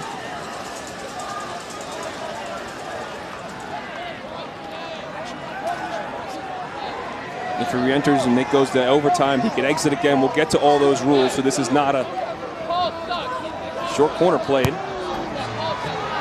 Floated in, Opoku over the top. Tomorrow afternoon at ABC and the ESPN app, our college basketball doubleheader. Folks watching this game will like it. Old Big East rivalry. Patrick Ewing and Georgetown taking on Jim Boeheim and Syracuse, 1 Eastern on ABC.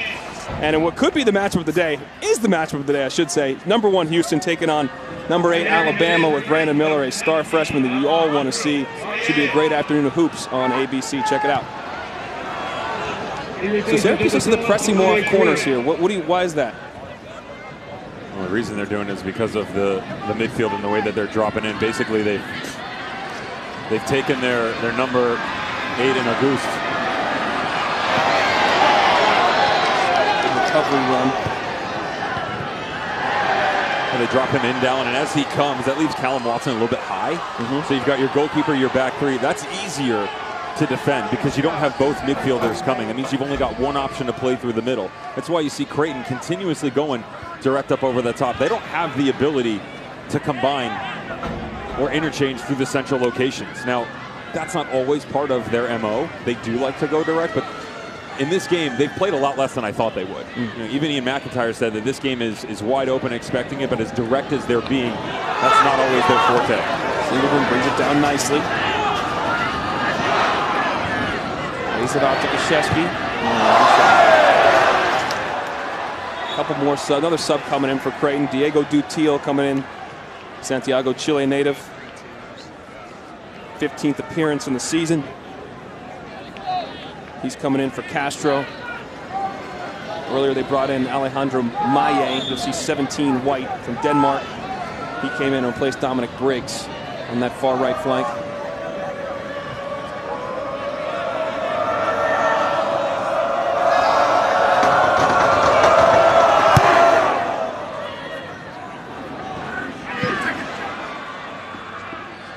Pope, second goal scorer on it.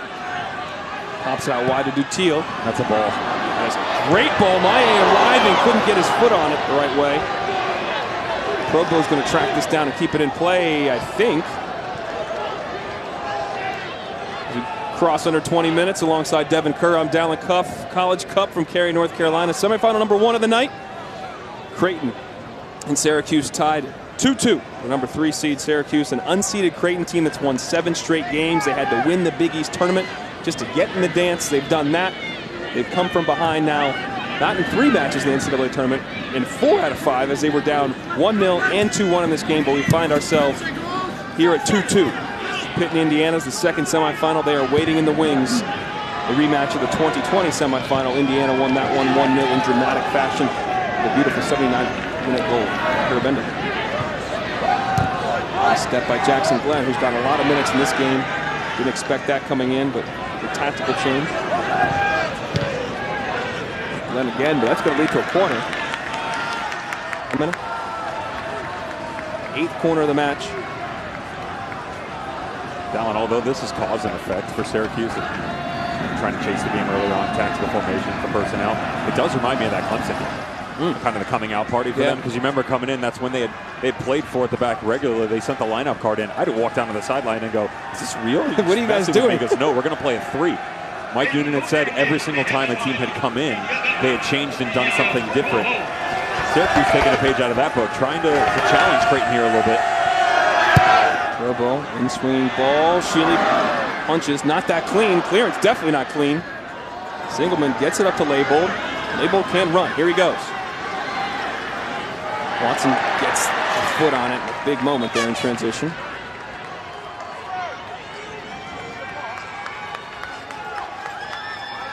And Syracuse going to make a sub as well. Camden Holbrook comes back in for Leibold. Holbrook, the local product. One of those Cary, North Carolina guys.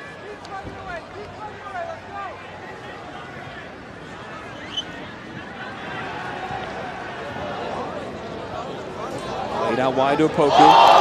Opoku working. Good ball played in. Couldn't connect though with Krzyzewski in the middle. Looking long for Pope. Flexible from Salim.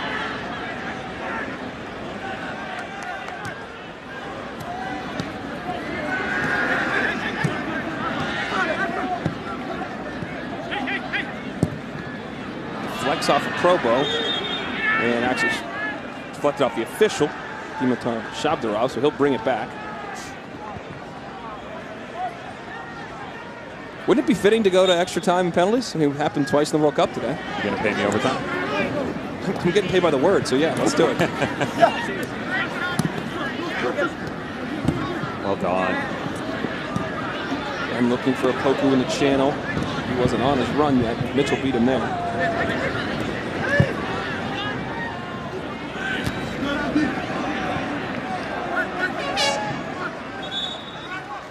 And a couple changes. McGuire will come back in the match along with Jackson Castro. got his 23rd goal of the season earlier today, and he's big on these long throws, how they score their second goal. And you wonder how it changes, too, because he went out because of injury to his shoulder, but multiple times in the first half, instead of using Callum Watson, they elected to take their talisman striker and let him have a go from distance. But if he is incapable of continuing on, even though they get the one here from Callum Watson, if he can't continue, you know Watson's more than willing to step up and help out a little bit. The game-tying goal.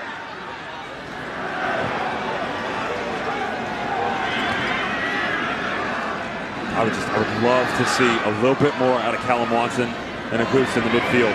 When they've stepped in, gotten on the ball, you allow movement of guys like Probo, Castro, Dutil to start to drop in, create those two-headed tens that Johnny Torres talks so much about. When you watch video of this team, yes, they're great in transitional moments, but when they slow it down and overload the inside, that's truly when they're at their best. It's also some of the best sequences we've seen out of them tonight. Oku finds it at his feet, and it plays it in and off of Auguste for a through a corner, excuse me. Oku, the sophomore from Accra, Ghana, a transfer from NAIA school, Lindsey Wilson school, having a major impact already. Third team All-American by the United Soccer coaches. Lorenzo Baselli to take the corner, 8th of the match for the Orange. They are crowding Paul Cruz. Spilled one of these, allowing a goal in the first half. Krzyzewski, top of the 18.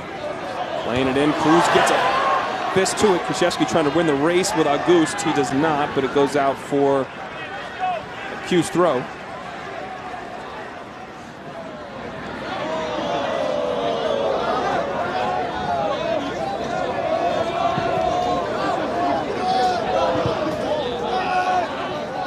Just under 15 minutes to go here.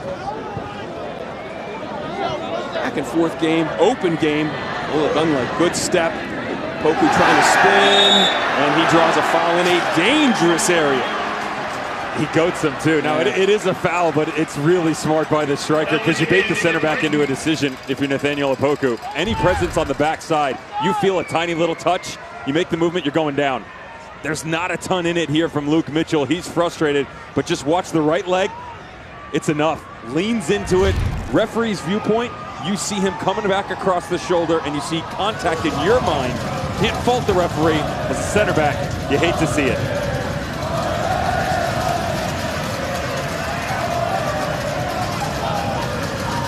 See who takes it. Auguste standing over it. Creighton player's kind of in the way right now. Lorenzo Baselli scored a huge goal in the ACC tournament semifinal. Baselli did. They were down 2-1 in the 86th minute to UVA. Got the equalizer. They went on to win that in pens. Baselli gives it a low crack. Cruz with a save. And then they called a foul on the rebound. And I love this for Paul Cruz, though, because the first half that he had, almost a blundering nightmare, has been great here in the second half. He's recovered quite nicely. 2 good saves. This one pretty emphatic to the bottom corner of what he's capable of in the second half. That's difficult, too. Things dipping right in front of you, Dallin. Hard as a goalkeeper because you got to judge the bounce up off the pitch as you're rotating to your left. And Maye gets the foul on the sideline. Ian McIntyre, the reigning coach of the year in the ACC. They won the ACC tournament back in 2015. They won it again this year. Back in 15, they lost at this stage of the NCAA tournament to Clemson in penalties. Trying to get one step further to the final on Monday. And again, McGuire is down again, this time holding his leg. Play continues.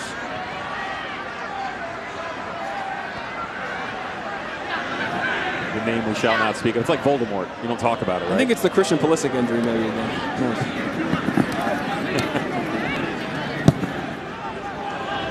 Better when you score a goal and it happens, but whatever.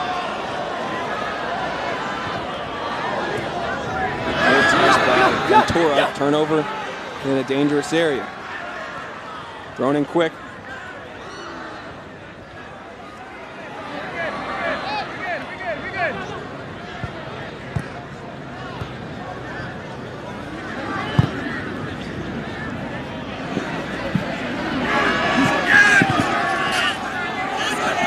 Shorted a little bit to Shealy, but let's send it into the night and now touch. Coverage of the NCAA championships continues with the Men's College Cup Final Monday, December 12th, 6 p.m. Eastern here on ESPNU. For more information on the NCAA Men's College Cup, log on to NCAA.com, the official online home for all 90 NCAA championships. Ben Folks, who gave some good minutes, he'll jog off, the freshman. Maye changes to the left side, and Dominic Briggs will now re-enter the match on the right side. And Levante Johnson, he's coming in for Lorenzo Baselli. 14 in orange and blue at the top right of your picture there. First team All-American as announced by the United Soccer coaches today.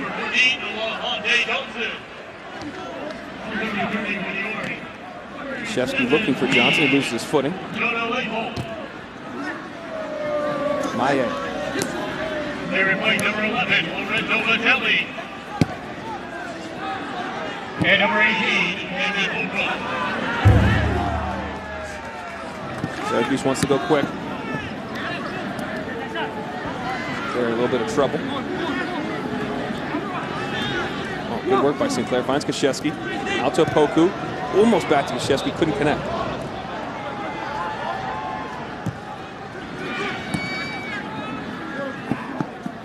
Ticking down to 10 minutes. Anything you imagine either coach doing differently to get this winner in regular time? Just got to finish. If you're Creighton, you've had plenty of opportunities, right? You just got to finish. It comes down to how good you can be in that moment, and it sounds kind of cheesy, but a lot of people, when you come into games like this, you know, the semifinals, the finals, at any level, professional, amateur, college, you name it, people are almost looking for like a trump card. What's going to be the biggest difference here? I mean, you can talk about where things can be won or lost, but it's written in the stars what these teams are made of. Just how good can you be on the day? And right now, you just got to go close it out. All-Americans up top, #1 striker in the nation. We've seen a little bit of both. Who wants it more? And mistakes can be big there. Castro turned over a little bit of a dangerous area. Good run to recover. Looking up top for Leibold. Got some options trotting into the box.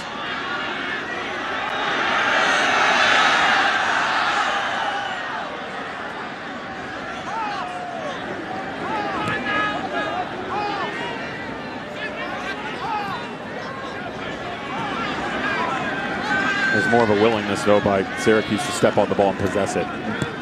What you will see is Creighton's coming out of the back, a couple of touches, go long. Cuse wants it. They want to keep the ball because when they have the ball at their feet, they are so good at shape-shifting. You don't see a lot of balls in massive changes. That 40, 50-yard ball going as a diagonal across the field, that's more of what we've seen out of Creighton so far, or challenging the center backs. Instead, they're looking for Anthony Sinclair. Can you find Kachevsky running off a little bit? Ball at their feet, unbalance you, then they look to break with one of their strikers up top. Poku comes back from an offside position, flag is up. New rule in college soccer this year, there was no overtime in the regular season.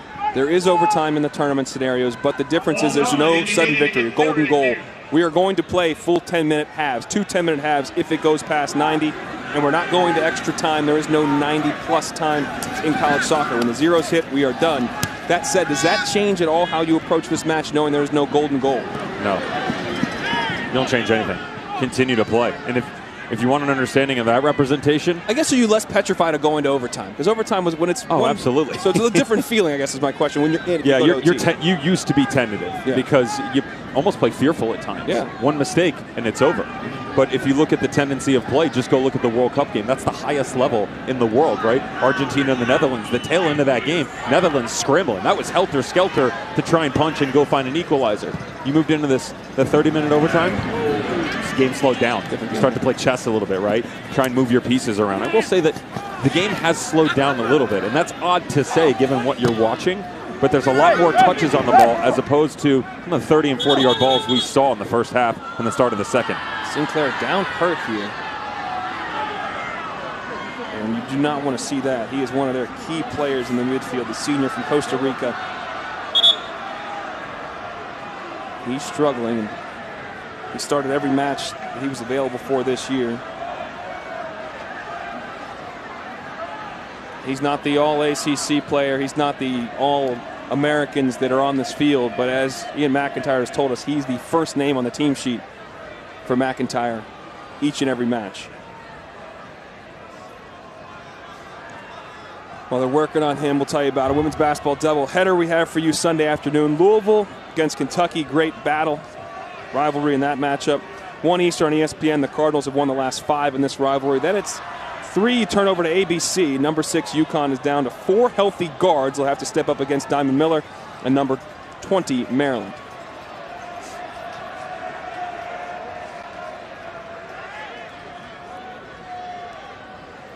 If he can't play, how far are they different? Because they have other guys in the midfield. They don't really have another guy like him. Now you wonder as to whether or not you toy with bringing Christian Curdy off the back line. They do have coverage there.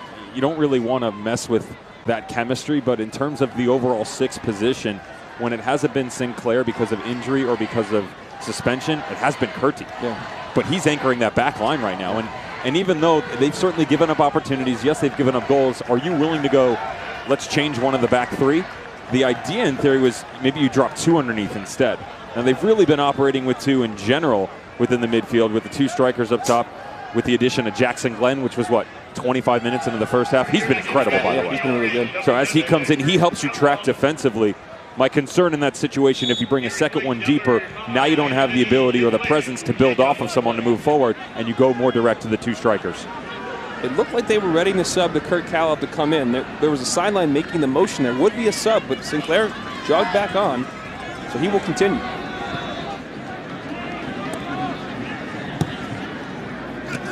Number 5, Anthony.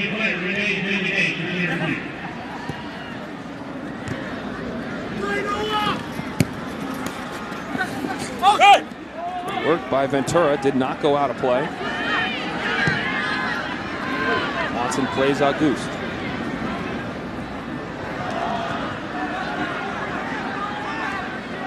They rolled again, charging up that left wing. Charging into space. Plays it out to Poku. Touch took him away from goal. It's moved by Poku.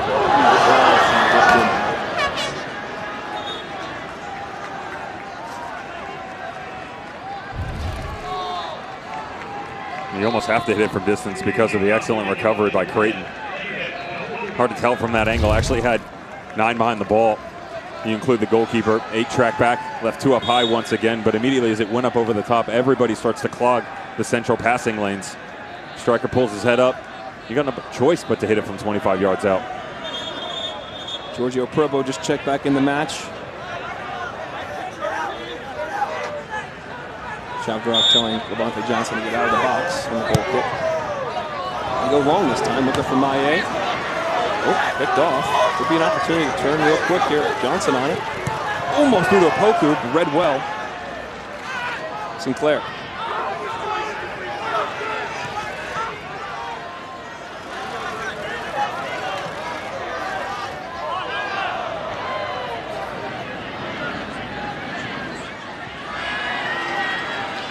Gold's got his head up, looking for Singleman. Or a German connection, doesn't come together. Glenn. 5 minutes to go in the match. Poku shoulder to shoulder. Loads in the cross. Johnson! The best strike partnership in the country. You called them earlier, and they showed it again. Poku hooking up his boy.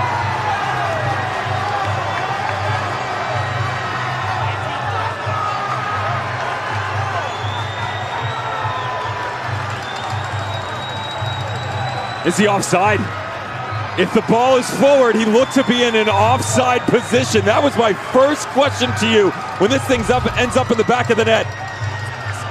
But the ball down into the corner right here. Great job on the little step back up. Luke Mitchell doesn't shift over. Because he doesn't go, there's the recognition. You step up in, the space is there. As you come down into the corner, there's no options. There's no trailing run whatsoever if you're Nathaniel Opoku. Back across and doesn't take a deflection too. Nope, just hops up off the ground. Goalkeeper, the positioning, questionable. How's the run? Checks right back to the penalty mark. Says thank you very much. Puts him on skates. Levante Johnson. The 2 boys up top in Opoku. Take a bow, my friends. Well, This Creighton team told us they like being down. They've got 5 minutes to save their season. When they played UW earlier this year, they scored 2 goals in the final 5 minutes of a match to win that in the NCAA tournament. Can they do it again? They only need one just to keep their season alive. What do you do now? Do you just pour people forward? How do you play this? 4.5 to go.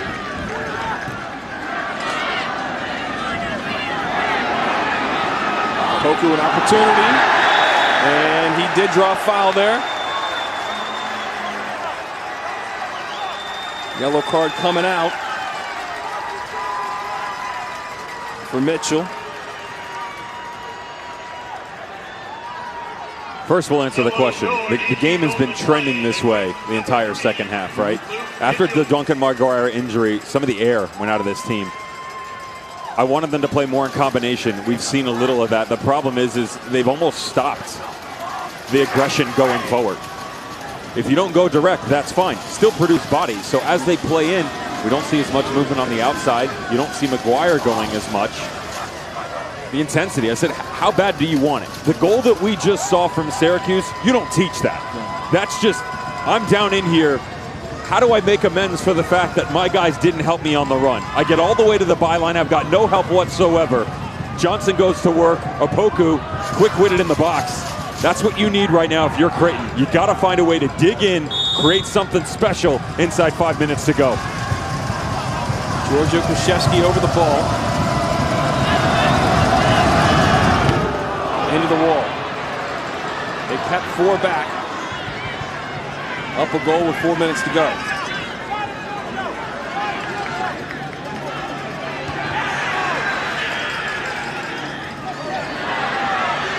Just going through the back. Easy, easy. Easy, boys. Over by the sidelines. Impressive discipline by the bench of Creighton right now to not get involved.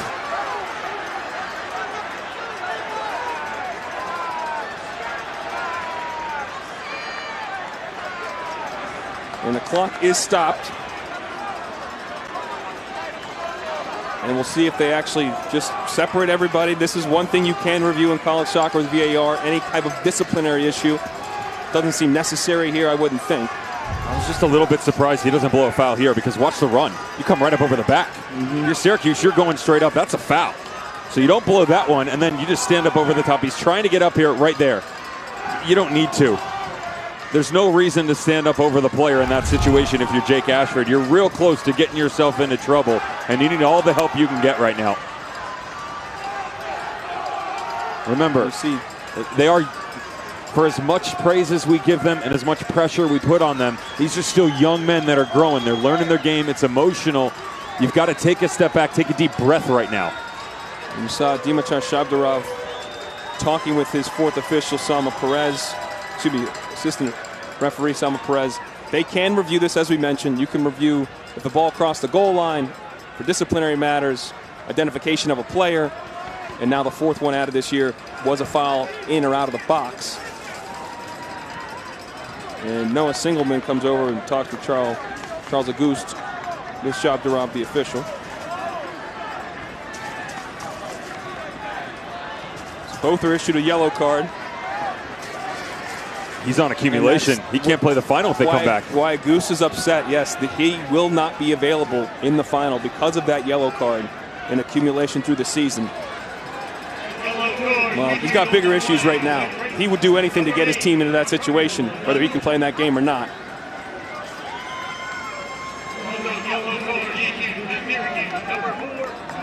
Head up. Positive thoughts from your teammates. We've seen great recovery by the goalkeeper from Creighton in a lot of situations. Argue the goals all you want. Certainly been better than we saw in the first half. Same thing for Auguste right now. You just got a couple of minutes. Keep your head up. Keep pushing here. Help your boys out around you. And did go out for a throw. Syracuse throw. And that clock will run. Quick substitution coming on here for Creighton. Alfie Pope back in the match. He scored the equalizer, the second equalizer, I should say. He comes in for Luke Mitchell, so they pull off a center back, they put on a striker. It might be Route 1 football here. McGuire trying to head it down. Good pressure by Briggs. Doesn't fully clear Watson. Poor ball by McGuire. Leads to Poku. Poku tried to spin out his treble. Couldn't do it. Over the top. Shealy's off his line, and he'll corral and stay down.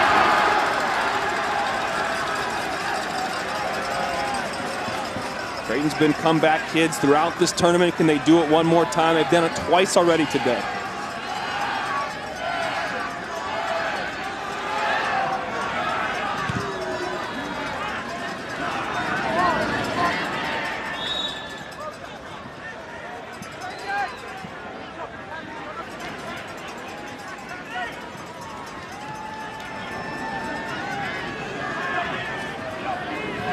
Provo flicks it over to August.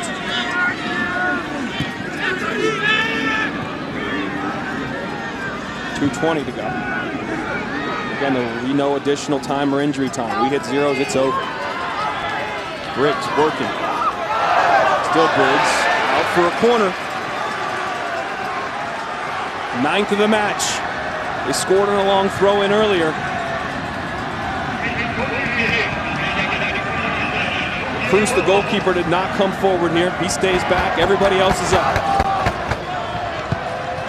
Ball driven in toward the spot. Crowd by Ventura. Ball to Folks.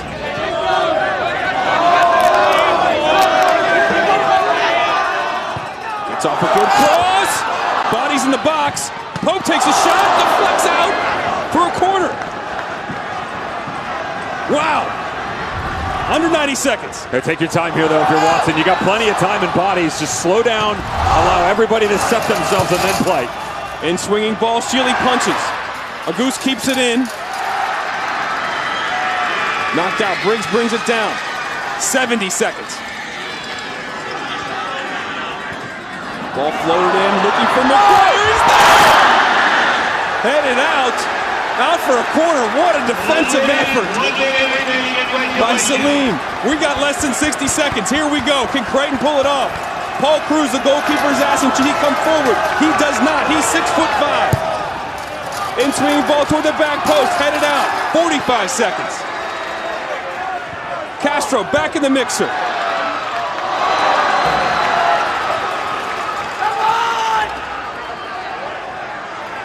Castro stepping forward, clips it in. McGuire heads it. Shealy off his line. Ashford came charging in. He was able to get there first. He falls down 23 seconds. The flag was up for offside anyway, so he'll milk a little more of this clock. 16. 10 seconds to go. Great distribution to Opoku. And Syracuse, a team that was picked 4th in their division before the season, is going to the College Cup final after a 3-2 win over Creighton.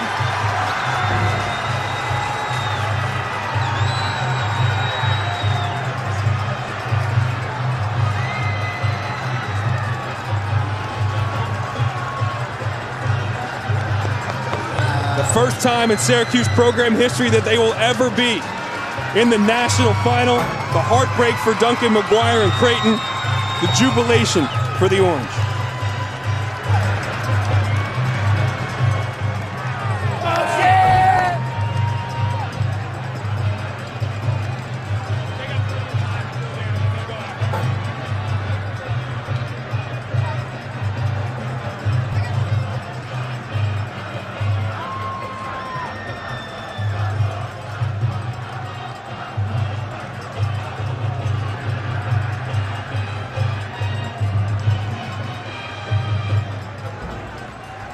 And you see Johnny Torres helping up his All-American and Duncan McGuire. He got his 23rd goal of the campaign, an all-time record at Creighton, but it wasn't enough. But they went for it at the end, and it was tight down these last few seconds. He changed. You brought on a second striker. 4 chances at the tail end of it. There's one of which on the near post by Alfie Pope. How's the touch by Russell Shealy? As a goalkeeper, you don't want it to come down the middle, but you got a good recovery defensively, and the miss right here. McGuire got away with one because he actually pushes off on Abdi Salim, and then the recovery on the back post. Defensively, as the game went on, you were asked more and more questions. If you were Syracuse, you got dropped deeper into your zone, and yet you were still able to step on it. You get the first goal of the season from, of course, Christian Curdy, because he does everything else, right? Finally score goals. Ian McIntyre happy with it. You feel for Creighton. They had their chances, though. They did. Duncan McGuire had himself a night, got himself a goal, just falls a little bit short.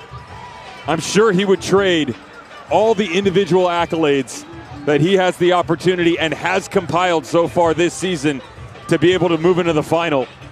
That's a character test right there for Syracuse. And that's your game winner right there. Levante Johnson has the game-winning goal. And he's a first-team All-American, and he delivered in their moment of need. We're going to go to break. We'll come back and wrap this up. Syracuse moving on to the final.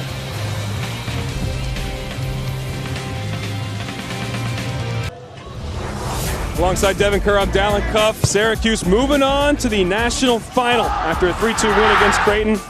This is how it opened up. Christian Curdy. Momentum changer, because they were defending for their livelihood, and then all of a sudden you get a set-piece opportunity. It changes games. Christian Curdy off the great ball from Kurt Kalov, by the way, coming on, super sub guy, replacing Nolan Singleman. But right back to work. Duncan McGuire going the other direction. How's the ball from Callum Watson? Right out of the middle. He and Auguste, when they wanted to be, were magnificent. He grabs his 23rd of the season and makes it 1-1. Yeah, but then just 91 seconds later, Syracuse comes the other way. A little mistake in the midfield. Nathan Opoku makes him pay. Great run. He bends this run to the backside. If he comes direct on, he's in an offside position. Instead, bends it just a tiny little bit. You pigeon your way to your 10th goal of the season.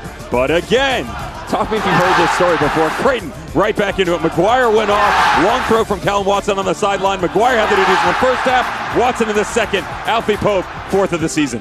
But in the end, you call him the best strike partnership in the country. Opoku to Levante Johnson, game winner. Johnson was upset because Opoku was only on 9 goals, Johnson on 10. They tied. He said, you know what, my friend, I can't keep you there. How's the run, though? That little check back to the penalty mark. You think you're just going to sit there, ball's going to come square back across? When he comes, there's no runners there. It's a great move. As he comes, you go back to the other side, you get the game-winning goal. This was, I said it was a character test before we went off air. That's what this was all about. Who wanted it more? You found your one special moment. Ian McIntyre said it. Johnny Torres said it. Syracuse get their goal, and they move on to the championship game. The 3-seed moves forward with a 3-2 win over the Creighton Blue Jays. We are awaiting the Pitt, Indiana game just about 30 minutes from now. Back here on ESPNU, this is a rematch of the 2020 semifinal where Indiana won 1-0 in a thriller. We've got a lot of the same characters on the field here again. The drama continues from the College Cup in 30 minutes. 3-2 win for Syracuse. We'll be back in 30.